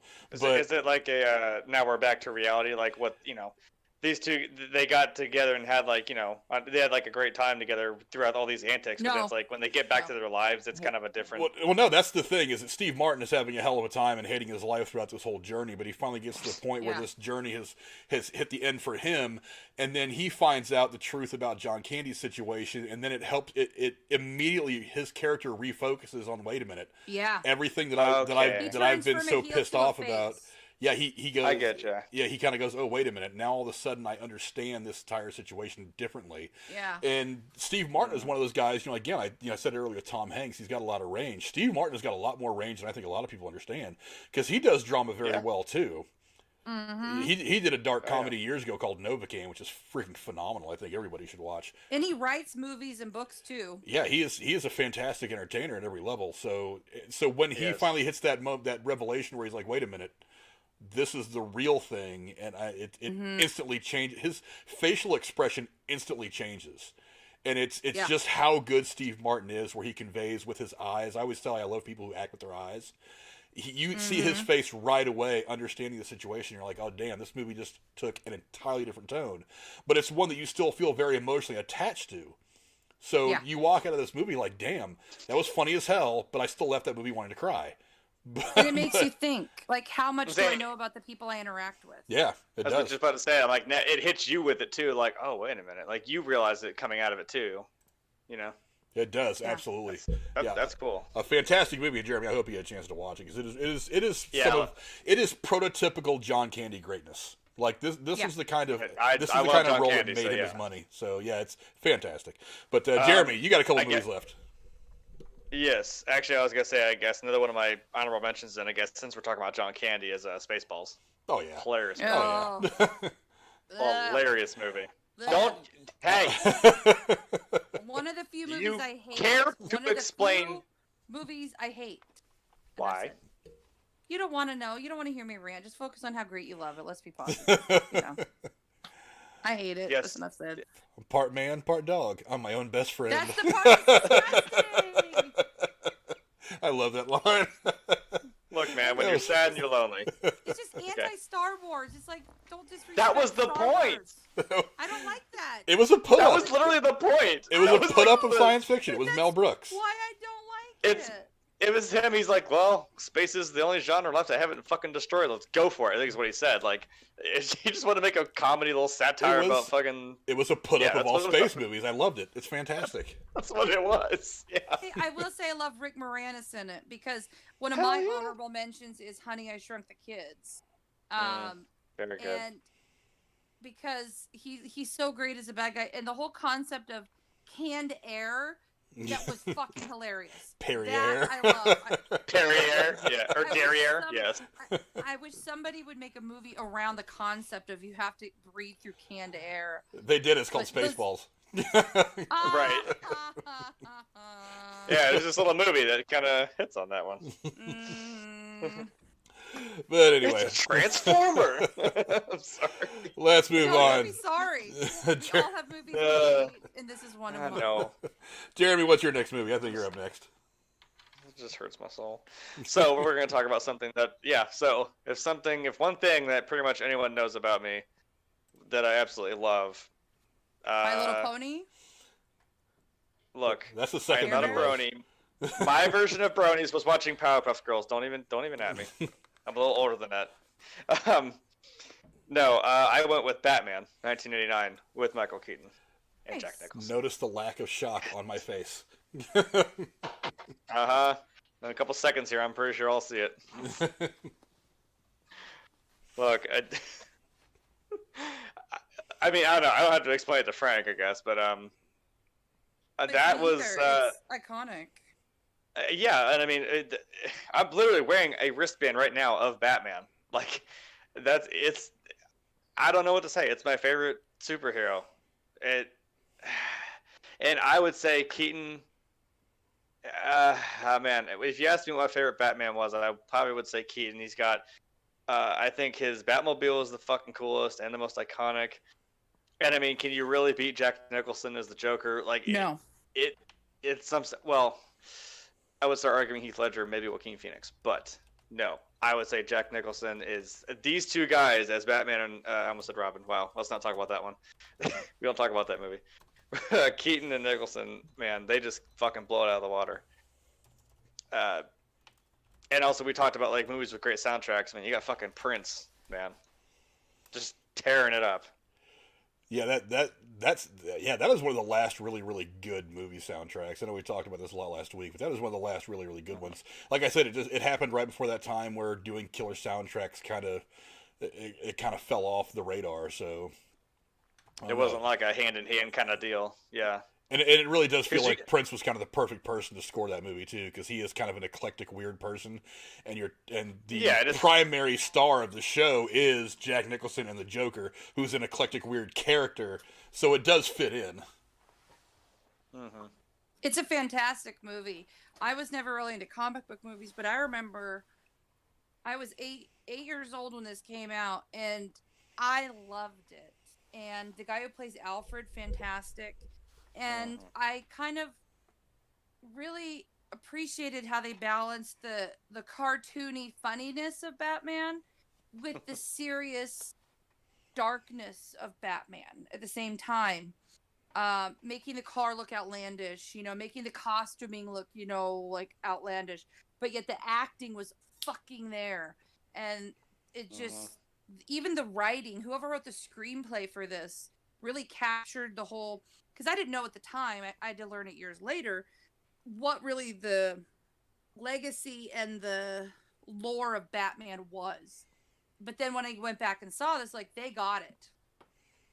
Yeah, when you really get into it, like, that's another reason why, I mean, to cut you off, but like, that's another reason why he's my favorite superheroes, because like, when you think of like his rogues gallery of fucking villains, it's massive. And it's like each one has kind of got their own like thing that also ties into their villain. Like, Clayface being able to change into anybody he wants. That's because he was an actor. Like Poison Ivy was a botanist, I believe, and she had the whole thing with the plants. There's each villain has their own deep like kind of thing to themselves, and it's kind of the same thing with Batman. Like that's his whole thing he used the fear that he had to project it back onto his enemies. So they all kind of reflect something that they all either had struggled with or something that I won't say like kind of made them in a way. Yes. Which literally made them into a villain, Mm-hmm. Strange as it may sound, this film is one of the reasons why we have the comic book movie, why we are in the golden age of comic book movies right now that we are in. Both DC and Marvel, and even a couple other things that are more obscure that kind of end up getting a little bit of a movie treatment. It's okay. It's like because before it's amazing. It is. Oh, honestly, and I'm not a big look. I'll say it out loud. I am not a big Tim Burton fan. I think his movies are either great or they're garbage. And some of the movies a lot of people think are great, I don't like at all. I like Nightmare Before Christmas. Meh. It's okay. It's not great. Sorry. Look, I know. I know that you. I was like, if you would have said Charlie and Chocolate Factory, I would have completely agreed with you. But don't touch but Charlie and Chocolate Factory, not a good movie. I think that movie is pure trash. No, I will give you that. That movie is just garbage. Edward Scissorhands, meh, not good. I sorry. It's okay. But Nightmare Before Christmas is like a standalone, fantastic movie, though. It is. I don't know. Even that bride movie he did, that was okay. Corpse Bride. Yeah, but there's something about the Nightmare Before. Well, remember he always said that a good story doesn't always get told in the right order. So you have Nightmare Before Christmas, Frankenweenie, and The Corpse Bride. It's all one thing. if you actually look at it. Just I'll let everybody just meld that in your mind for a second. Yeah. But the thing about Nightmare Before Christmas is, if there's anybody who are big Narnia fans, when he goes into that wood and he jumps into the pools to go into the different worlds, that is fucking iconic literature referencing to the Narnia series. I mean, that's like straight up, like, and so I saw that and I was like, oh my God, that's so cool. I'm not a Tim Burton fan, but I love Nightmare Before Christmas. And I'm not a musical fan, but that shit gets in my head and I sing that and I don't tell anybody. What's this? This must have been the end. Sorry. Yeah, I'm sure I'm going to have to listen to the soundtrack tomorrow. But, I should have said that movie. Damn it. But I don't think it's in the 80s. No, Nightmare's not. No, it was 90s. No. We were talking about Batman. Yeah. Yeah.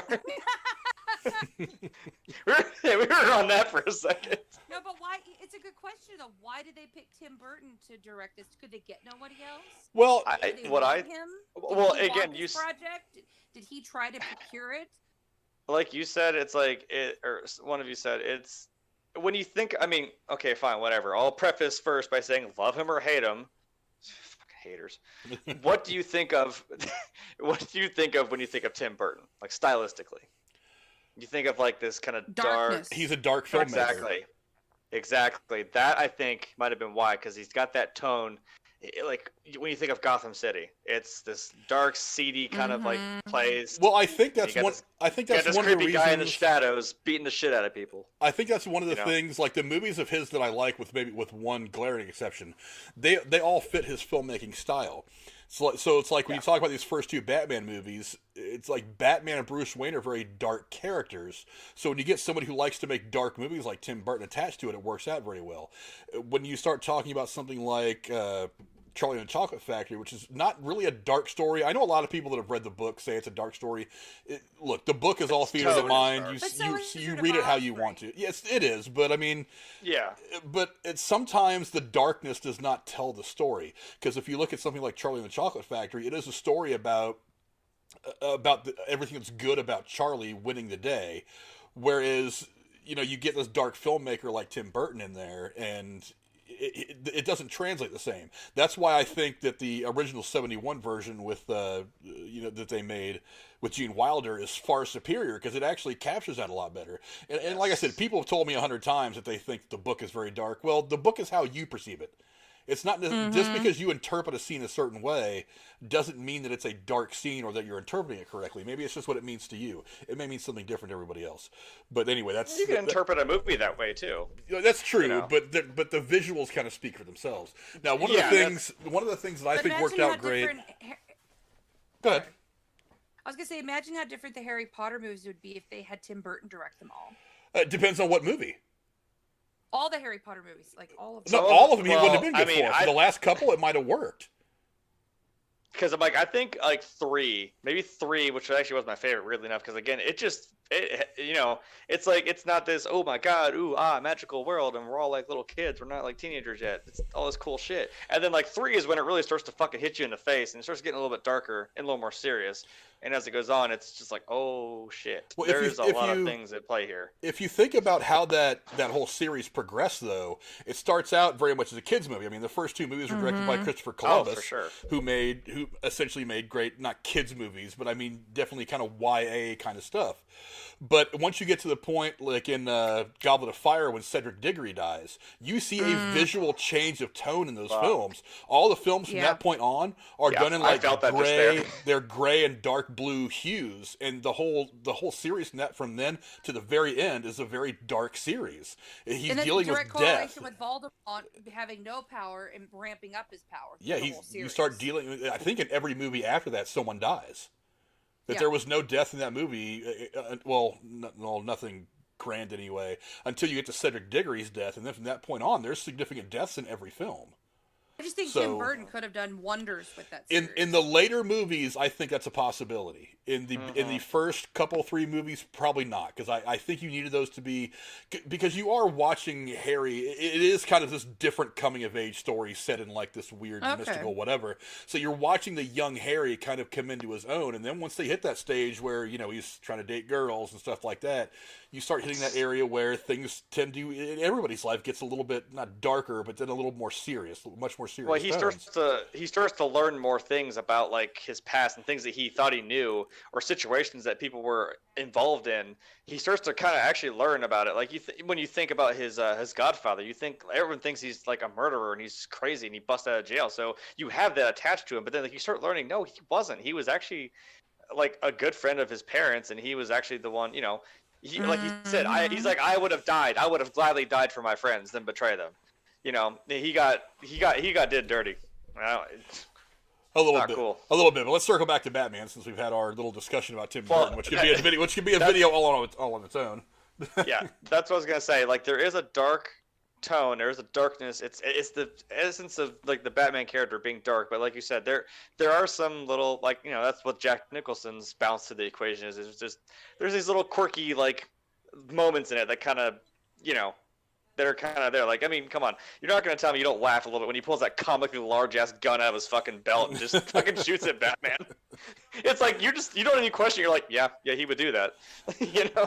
Well, one of the great things I like about one of the great things about this movie is it is one of the few comic book based movies to where it literally is like the comic book came to life on the big screen. It is a very comic book looking movie. And again, one of the things I think made this movie good was that Tim Burton did it, because Tim Burton does those visuals very, very well. So looking at this almost gothic version of Gotham City, it was very, very fitting for where we saw the character, for where the character was at this point in time in the late 80s, when this was, I mean, honestly, the best, really, maybe even honestly the only comic book movies we had even had to this point with the Christopher Reeve Superman movies. So it was kind of uncharted territory and was kind of a big step to make this movie. Well, I don't want to say 80s. What about Howard the Duck? Wasn't he before this? Yeah, right around there, but because this is 89, so it's probably more than likely before that. But I mean, I know what you mean. Like, when you think of actual superheroes, like say I think Wonder Woman was in like the 70s too. So you had that. And the TV show was big. We ran from the 76 or 77 to the early 80s. But I mean, as far as comic books on film, on the cinematic scope, we had never really had anything other than Christopher Reeve Superman movies.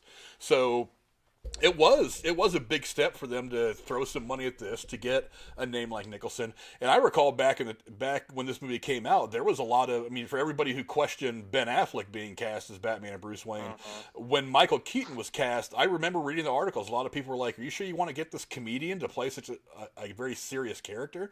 I mean, because at that point Joker. No, I'm not talking about Nicholson. I'm talking about Keaton. Keaton at that point. I thought you meant like.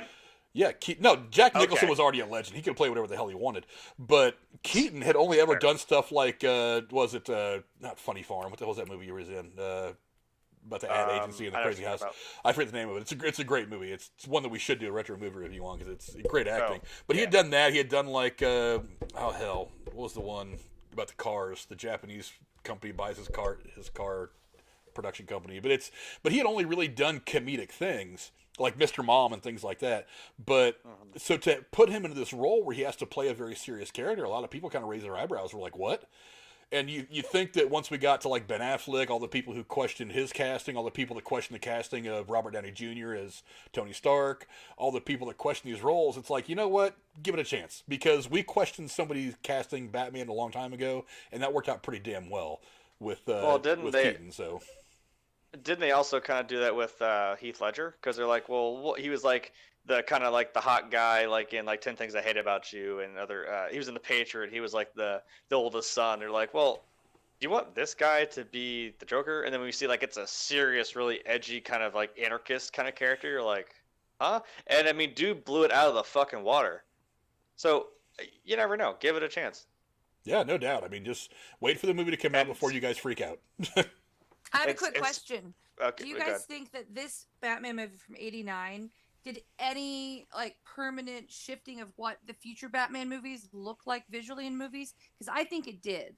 Do you mean I think it set the mark. Do you think the Clooney debacle or Val Kilmer debacles that we're not even really going to talk about, or do you mean how like larger scale? In general, do you think this shaped the landscape of what quote Batman movies are supposed to look like after this came out? Because I see in all the Batman movies since like little elements that remind me of the '89 one.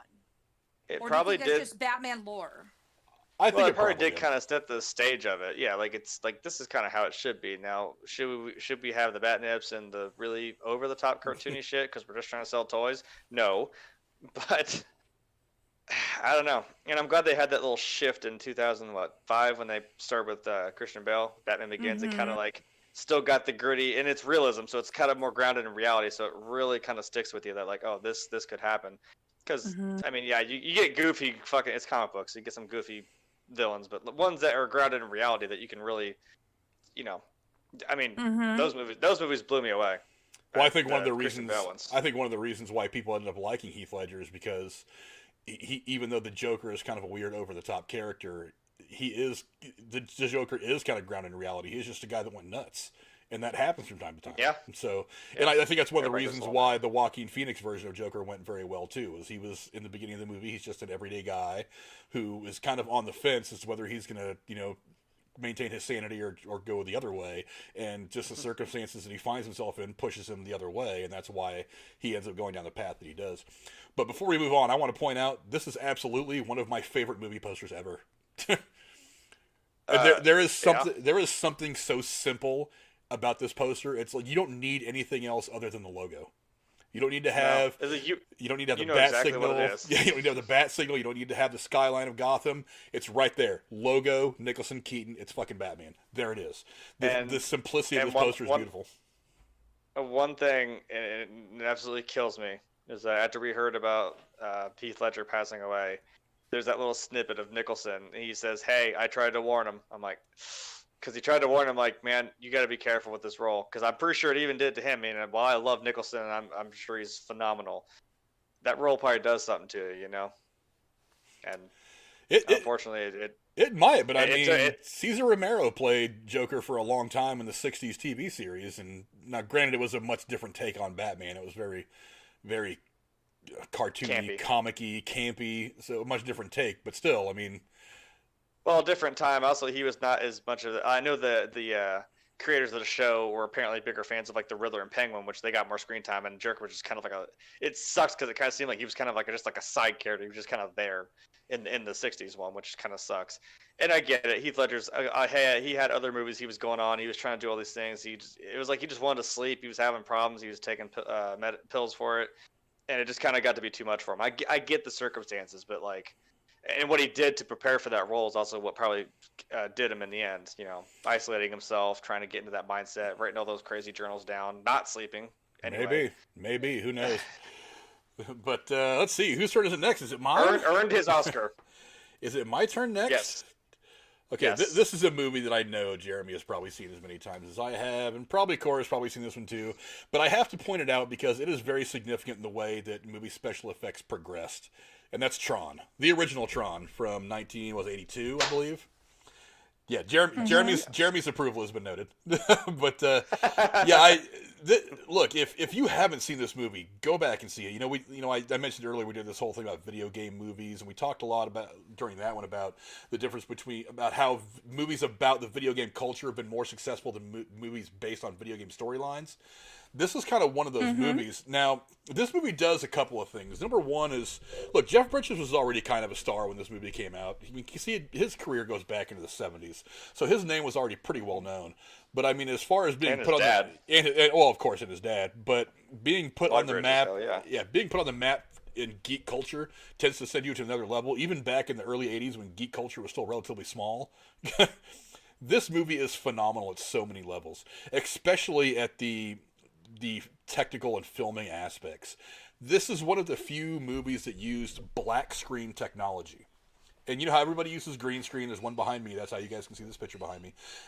Blue screen and stuff. We did all the Mandalorian reviews. I don't know if you guys have ever seen the behind the scenes things they do on the Mandalorian on Disney Plus, where they talk about these sets. They're all basically done up in one big green thing, and there's actually obstacles and stuff. The way they film is ridiculous and new and crazy and really cool. But this used a black screen technology. They literally had black tarps and screens and everything hanging up everywhere, and they had these crazy gray white outfits that had like some weird neon on them, and that's how they got the crazy effect in this movie that they got when they were actually in the CPU, in the computer world. And to top it off, it's a killer story. I mean, the idea, even now, the idea of getting sucked into a computer program and having to fend for yourself, it's a crazy concept, one that was done 40 years ago.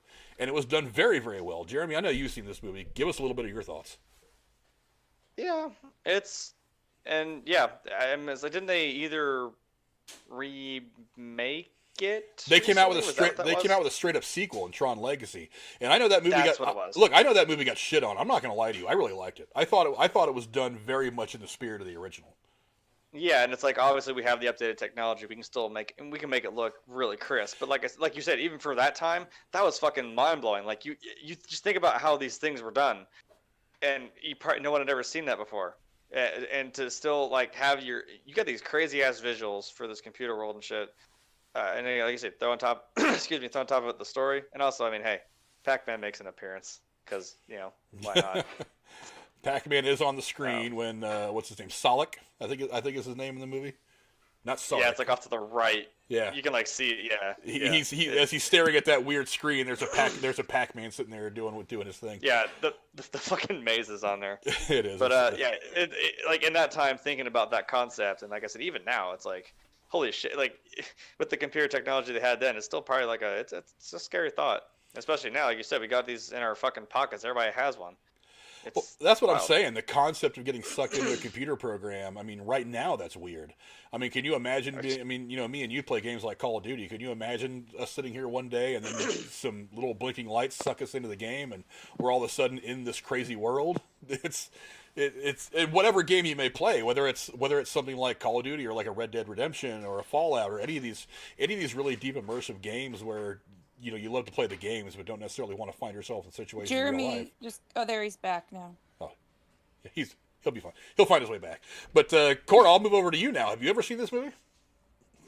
I had not, and then when the Legacy one came out, I went back and watched it, and the first thing I thought when I saw the Legacy and the background was explained to me before I saw the first one. The first thought was, dude, this is where they got the idea for the Matrix. Well, maybe in a way, yeah. I guess the Wachowskis did kind of rip off Tron in a way. But I loved the music. I loved the concept of it all. I liked that you really had to work your brain to try to like figure out how the fuck this could even work. It just was very engaging intellectually. The whole thing. It was. This entire movie is just nuts, and I really hope that everybody gets a chance to watch it. It's one of those movies that didn't do terribly well when it came out, but the cult following has driven this just through the freaking roof. And honestly, like I said, I really do think that the Tron Legacy, the sequel that Disney made a few years ago, is absolutely fantastic. But like I said, it got shit on a little bit, and I don't really know why, but it's a terribly good movie. And I really do think if you haven't seen it yet, that you should see it. I love that they were able to do a follow-up, and I really want another chapter of this story. I really want another chapter. Disney is pushing hard to get a third one made. So despite the fact that the sequel didn't do the money that they wanted it to do, they are pretty fond of the story and maybe the ideas going forward. So I know that I hear these stories every now and again. I read them in some of the trades saying that Tron 3 is being actively worked on. It is in the works. Whatever stage of production it's in, I have no idea. I can't say they're going to start filming it at all in the next calendar year, the next 12 months. But Disney does have an interest in doing a third Tron movie, and I would be happy as hell to see it. I think it's a fantastic film. I think both these films are actually really, really good, really, really well done. Jeremy, awesome. Jeremy, you're back with us, right? Maybe not. Anyway, so before I move on to Cora's next movie, there is one little tidbit of about this film. Some tidbit of trivia is This film was actually disqualified from receiving an Academy Award nomination for special effects because the Academy felt at the time that using computers was cheating.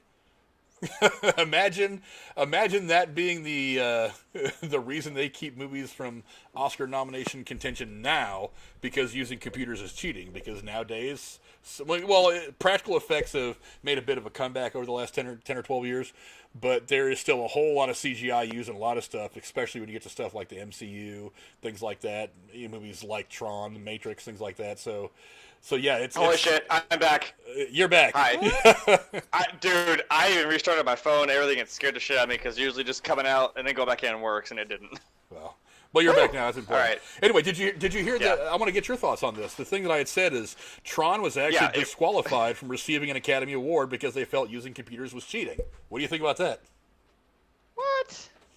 Yeah. Oh, that's stupid. It is dumb. I believe it, but that's stupid.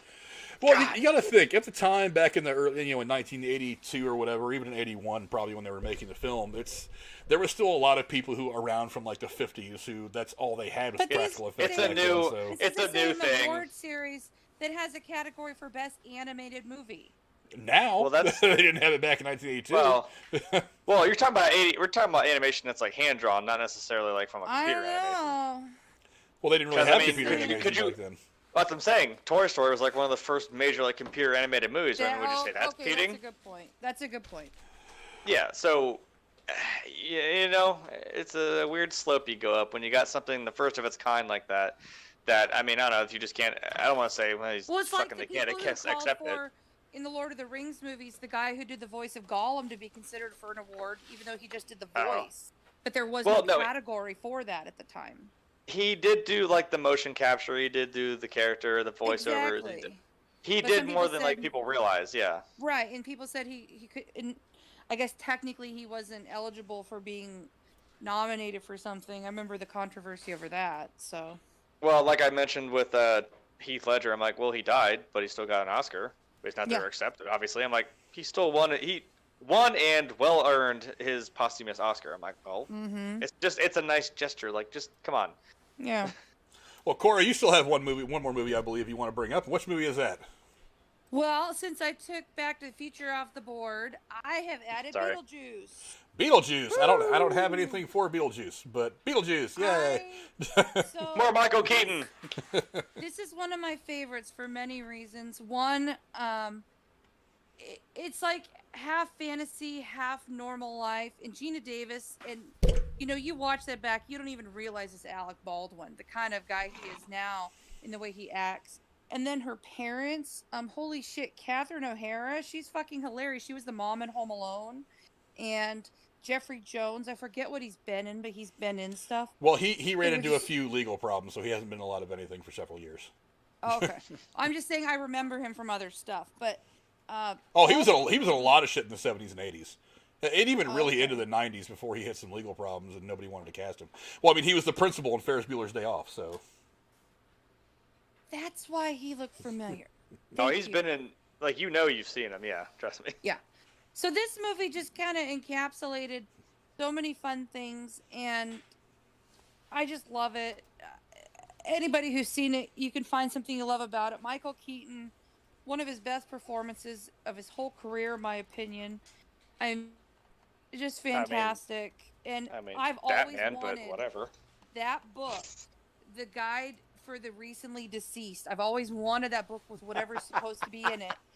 And the little old lady who plays his like social worker in the netherworld, I fucking love that character. This tiny little woman, powerhouse, telling all these giant-sized ghosts to fuck off. It's like, yeah, that lady's got fucking brass balls. I want to be her when I grow up.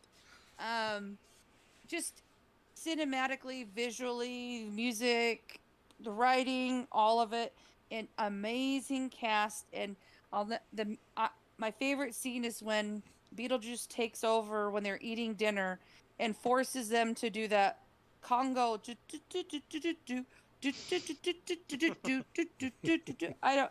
And then the shrimp thing that eats their faces. It's part horror, part comedy, part family comedy. And it's just a top-notch movie, and I wish there was a way to do a sequel, but there really isn't. But I love it.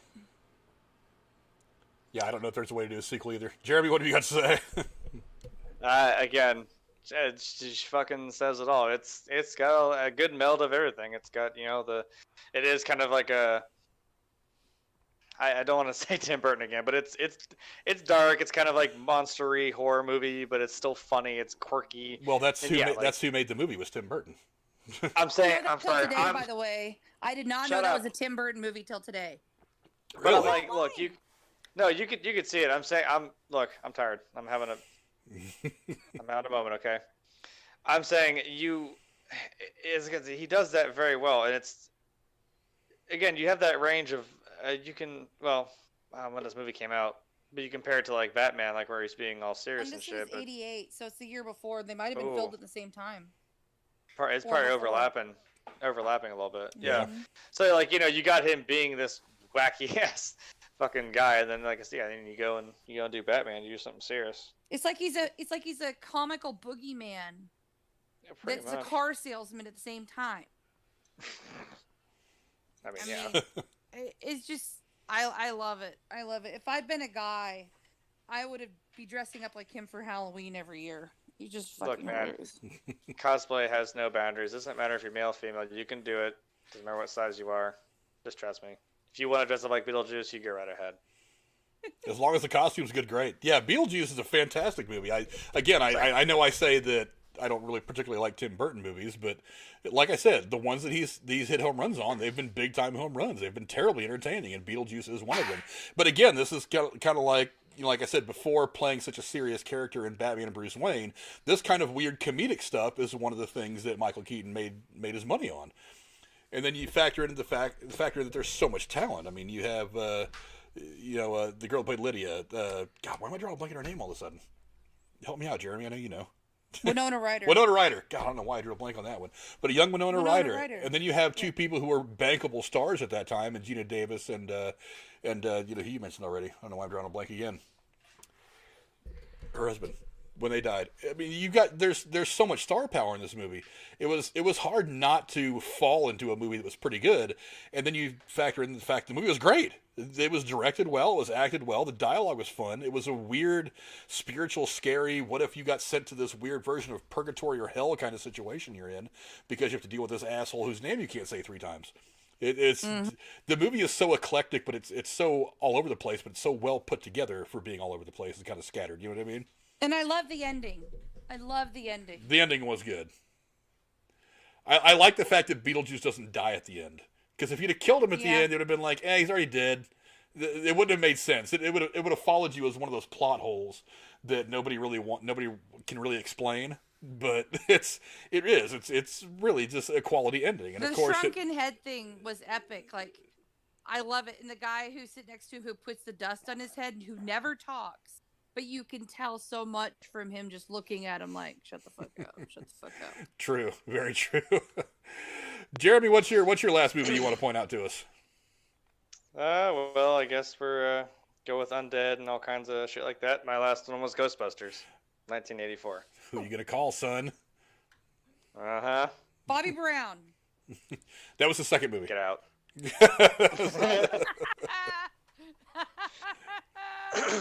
God damn it. Yeah, this was a classic. Yes. You mean just the first one or the whole series? I like Ghostbusters 1, Ghostbusters 2 I like, but it wasn't as good, let's be honest here. No. It was good, it was entertaining, but Ghostbusters 1 is just a better movie. The all-girl Ghostbusters movie was funny, but it wasn't great. I mean, Nope. it wasn't because of the actresses, Nope. it was because the movie was just really ill-conceived. And I'm eager to see what this next one brings out. I mean, that's one of the ones that I'm sure me and Jeremy are going to be chomping at the bit at when it comes out here in the next 6 months or so. That me and Jeremy will be all over that one to do a review. So I don't know. Yeah, it's another one of my favorite. And I feel my mom brought up a good point about this movie once. It's like maybe you kind of think like in the time it was made when they were making it, maybe they didn't know it was going to be as big as it was. Like maybe they didn't think they couldn't have thought that this was going to be what it was going to become. Because I don't know, you kind of feel like I don't know.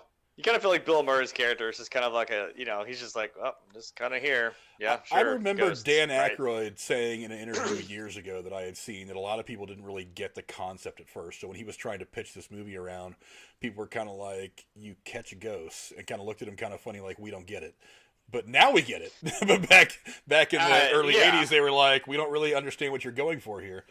But, again, it was one of those moments where Dan Aykroyd just convinced somebody to take a chance, and then you end up getting movie gold.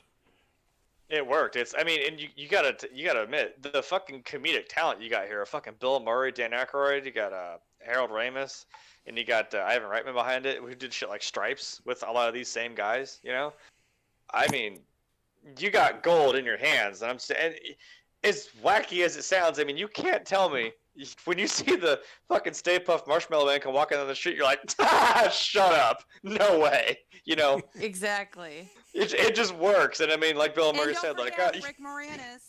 True, And Sigourney Weaver, who had that's the interesting thing about her. She had just done Aliens, so I'm like, you got this badass character, but she flips into the whole like, kind of damsel in distress at first, but very demure, independent woman. And then she gets overtaken. She's the gatekeeper. I'm sorry, but that's one of the greatest. Are you the gatekeeper? Not that I'm aware of. Right. Who hasn't in their romantic life joked about that in a sexual situation? None that I will admit. I'm not going to talk about that. We're gonna move on. I'm not going to talk about that. None that I will admit. But yeah, it's still skeletons in the closet, like a ghost in the closet. I've heard Dan Aykroyd talk about this a couple of times. He actually didn't write his role for him. He actually wrote it for John Belushi. And was actually sitting down at his typewriter writing out. I think he said he was writing out the scene where they encounter Slimer for the first time in the hotel when he got the phone call saying that John Belushi had died. He got the phone call from John Belushi's wife. I was about to say, didn't he just die? He was actually working on this script when John Belushi died. He was writing this role of Ray Stantz for John Belushi. He never had any intention of actually being in the movie. He just wanted to write it. But do you think maybe he did that for him? Because they did Blues Brothers together, and that's a fun. Oh, I should have mentioned that. That's a really great '80s movie that I love. Like I said, we could sit here for We days. We could do a 2-day long stream and still not scratch the surface of great '80s movies to watch. But but yeah, I mean you think maybe he did that for his friend? Maybe it's possible. Like maybe he didn't know if there was anybody else that could step in and do the role any justice. I mean, I'm sure he had to tinker with it a little bit. Maybe he wanted to do it to honor him because That's what I'm saying. I'm sure he had to tinker with it a little bit to make it fit him as an actor a little bit more than John Belushi. But it's still, just the idea of John Belushi out there with one of these particle beams on generators on his hilarious. back. Come on. That thought alone makes me smile. It's like that would have been something great to see. I never knew that, and you told me that. I'm just literally imagining John Belushi in that fucking outfit, just kind of being in those scenes and playing it the way he would, and I'm like, God, that still would have been great. Yeah, that would have been some gold. That would have been absolute gold. I have an idea for another show. What's that? It's like the anti-show. The worst movies ever episode. We could do that at some point. That's on my list of potential things we could do. Well, are we gonna do that? Oh, I don't know if you mentioned this to Cora, but I had one that was an idea of like secondary characters that are just absolute gold that like almost kind of carry the movie themselves. Yeah, we can do that. That'd be great. Because like my first thought was Twister, like Dusty. What's his name? Hoffman. Philip Seymour Hoffman. You can't tell me Dusty isn't fucking gold, but he's not even like the main character. He's just kind of like that comic relief guy that you'd be buddies with, that you'd be buddies with in that time, Yeah. So that was the thought of my idea, and I started going on this tangent of like, oh my God, there's a lot of movies. The unappreciated wingmen or sidekicks. Yeah. We can do that. I already have it on my phone. We can do that definitely, but I want to move on because we're getting into Jabroni's time now. He's getting ready to go on the air. As a matter of fact, he's on the air now, so I want to try to finish this up as soon as we can. So I will get to my last movie, and I'm hoping I can get Jeremy with this one. I think it's probably about a 50-50 chance that he's ever seen this movie. But I'm going with see if he can get me. The Elephant Man. I have not seen it, but I know of it, yes. From 1980. I have not seen it. From 1980.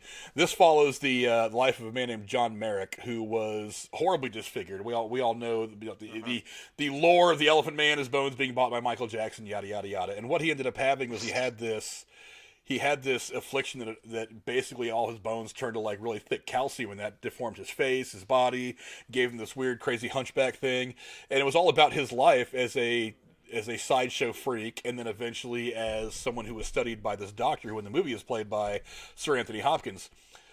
Just again, it was one of those very deep movies that came out of the 80s and it's seriously, this is one of those movies that is in most people's top 10 ever because of the themes, the acting, the story that it portrays, how you feel attached to this character once you see him go through everything he goes through is just phenomenal. Cora, what were you saying? I've never seen it, but I've had a patient go through something similar. Shit, he got us both of that. Wow. Yeah. I've known of the movie, but I've never actually I think I will take the time to see that this week. Yeah, I know of it, and the story, but I never actually got to see the movie. You know, two interesting things about this movie, two interesting little bits of trivia is one is that this is the movie that kept Anthony Hopkins in the United States.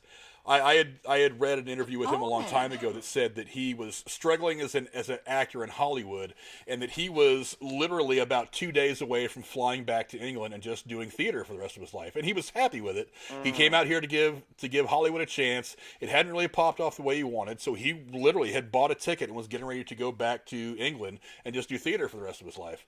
When he ended up getting this role, and this role ended up being his big breakout movie, so that's why we ended up getting all the stuff that we've gotten from Anthony Hopkins over the years. I was gonna say, because wasn't Hannibal Lecter in like the fucking or Silence of the Lambs in the 90s? 1990. So, yeah, that's when it really. The movie came out in Yeah, 1990. There was a lot of established work leading up to that, though. Oh yeah, but I'm saying like that's when it started to pop off. Yeah. Yeah, but this was the movie that kept him in Hollywood. So yeah, so we have this movie to thank for keeping Sir Anthony Hopkins in our lives, thank God, and making him Hannibal Lecter.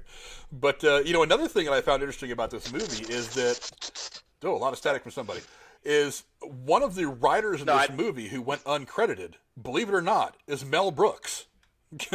What? No shit. For as serious as the tone of this movie has, Mel Brooks is one of the people that actually worked in the screenplay, and he actually said to take his name off it because he was afraid that people would get the wrong idea about the film, because obviously he's known for his satire, everything from Spaceballs to, you know, all this other stuff, that because he was known as more of a comedic satirical writer, that they thought that people would get the wrong impression if they saw that it was written by Mel Brooks. So he is uncredited as a scriptwriter on this movie.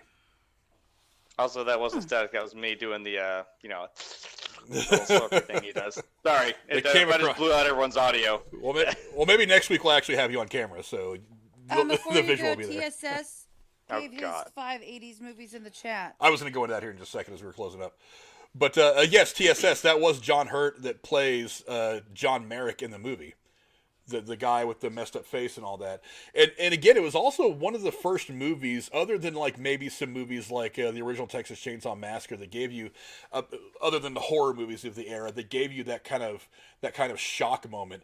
Because I remember when he first brings Merrick up on stage to show him to his peers, the other people in the medical field, that there was this moment to where you hadn't really seen a lot of his body. I think you had seen a little bit of his face at that point. But that moment where he drops the curtain, so to speak, and shows you this entire body of John Merrick and how deformed and crazy it is. It was one of the first movies to hit you with that really big shock factor. And so it just, a scene that even to this day, I remember watching this movie for the first time when I was about 11 or 12 years old. And like me and my friends who were watching this just stopped. We were silent. We were like, what? Like this, because we had known that this was based on a true story already. We were like, wait, this was real? And I remember for the next like 20 or 30 minutes, we were all just wrapped up in this movie, and just the fact that this guy ever actually existed, or that even this condition could be a real thing. So definitely it is scary. And you feel very fortunate that, all you have is a hangnail every now and again, where this guy, John Merrick, had to deal with this crazy affliction of this medical affliction that basically kept him from enjoying anything close to a normal life. Yeah, that sucks. It really does. Yeah, but if you guys get a chance to see that movie, I highly suggest it. It is a fine piece of cinema from the 80s. And I think it was also one of the movies that led to things eventually like getting into some of these denser topics, like we would end up seeing in stuff like Silence of the Lambs and things like that. Because we saw a lot of movies in the 80s that attacked topics similar to this. Shared, to a lesser extent, shared in a movie called Mask back in 1987-ish, I think. where her son's got a major deformality, and it's all about him trying to deal with it and all that, and her trying to deal with it as a mother, that kind of thing. Is this like maybe one of those first ones that, because I watch, one of my favorite things to watch when it comes around is Eli Roth's History of Horror. And they delve into like different topics of the horror movies.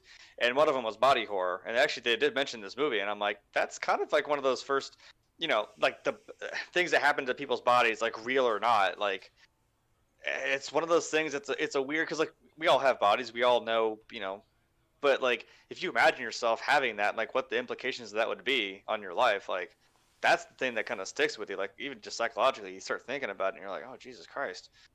Yeah. That's horrifying. Absolutely. Absolutely is. But, yeah, so there's The Elephant Man. I hope you guys will give that movie a try, because it is absolutely fantastic. And I think we've all gone through our 5 movies, have we not? Yes. Yes. You guys have already given some honorable mentions. I didn't bother putting a list of honorable mentions together because, like I said, it's the 80s. There were so many movies that I could give honorable mentions to. We could almost make this a part 1, and then sometime down the line do a part 2 of 80s movies that you should see. So I'm going to keep these honorable. I'm going to keep this list because I got a couple more. You got a couple more. TSS in the chat did say his top 5 80s movies are Raging Bull. Can't go wrong with that movie at all. Star Wars Episode 5, The Empire Strikes Back. Some people think that is the best Star Wars movie ever. Indiana Jones and the Last Crusade. Honestly, I think that's kind of where Indiana Jones ends for me. I don't really like Kingdom of the Crystal Skull. That is where it ends. That is where it ends. Again, a fantastic movie. Full Metal Jacket, I won't argue that at all. Stanley Kubrick was a fantastic filmmaker. That movie is phenomenal, and probably one that me and Jeremy will sit and talk about specifically at some point. And Amadeus, which is an interesting one. That's a very interesting movie, and if I were going to give an honorable mention to something, it would be that, because that was a very interesting. It's all about Wolfgang Amadeus Mozart and his rival, who is rumored to have poisoned him, and what led to Mozart's death. So, so just a very crazy movie in and of itself. One that you guys should also go check out. So yeah, that's not a bad top 5 list, TSS. Definitely very good. I'm not going to argue any of those movies at all. But I think that's about us for the night. Cora, do you have any closing thoughts? Spay and neuter your pets. Okay. Help control the pet population. Have your pet spayed or neutered. Now you see, you got to come on. You got to come on camera so you can give the little salute like he gave. Get the suit, the little microphone. Hell yeah! That little narrow your microphone. girl's ass when she walks past me. Hey, whatever. Hey man, he's like his own little Hugh Hefner. You know he is. Yep. My hetero life mate Jeremy Woolner. Where can the folks find you on social media? You know how it is. You can come abuse me on Twitter or Twitch whenever I decide to do that shit. Jeremy's contact information for Twitter and PSN are actually in the comment section below, in the description below. I don't have Cora's in there yet. I don't know if Cora wants me to put her Twitter out there for everybody. I think I'll probably just wait on that. But anyway, you can find her and Jeremy here with me just about every week, along with an assortment of other people that pop in from time to time. As for me, you guys know who I am. I am the ugly mug that you see every day until Jeremy gets his camera situation figured out, and then we'll get to see his lovely face. And then there'll be 2 of them, two wonderful, beautiful men to see on the screen. I want to thank all you guys for hanging out. Well, at least one beautiful man. I don't want to say anything about Jeremy being ugly. But I do want to thank everybody who managed to come in and hang out with us tonight. We had 14 people at one point. We got 10 watching right now. Casey was the first one in. Cora herself, my woman, the Miss Harsh Truth, who needs to change that to Miss the Harsh Truth, kind of backwards there, but she'll figure that out. Bodark from Wolf King Production was in. Go check out his stuff. He's actually got a big project going on. He's got a big project going on right now, and he could definitely use your help for that. Bullsy was in here for a while. What's up, Bullsy? Let's see, there's Corey again. Schleppy was in here for a minute. Schleppy13, he's a good guy. You should check his stuff out. There were some other people in here that came in late. Where am I finding it? I'm not getting to them right now. Let's see.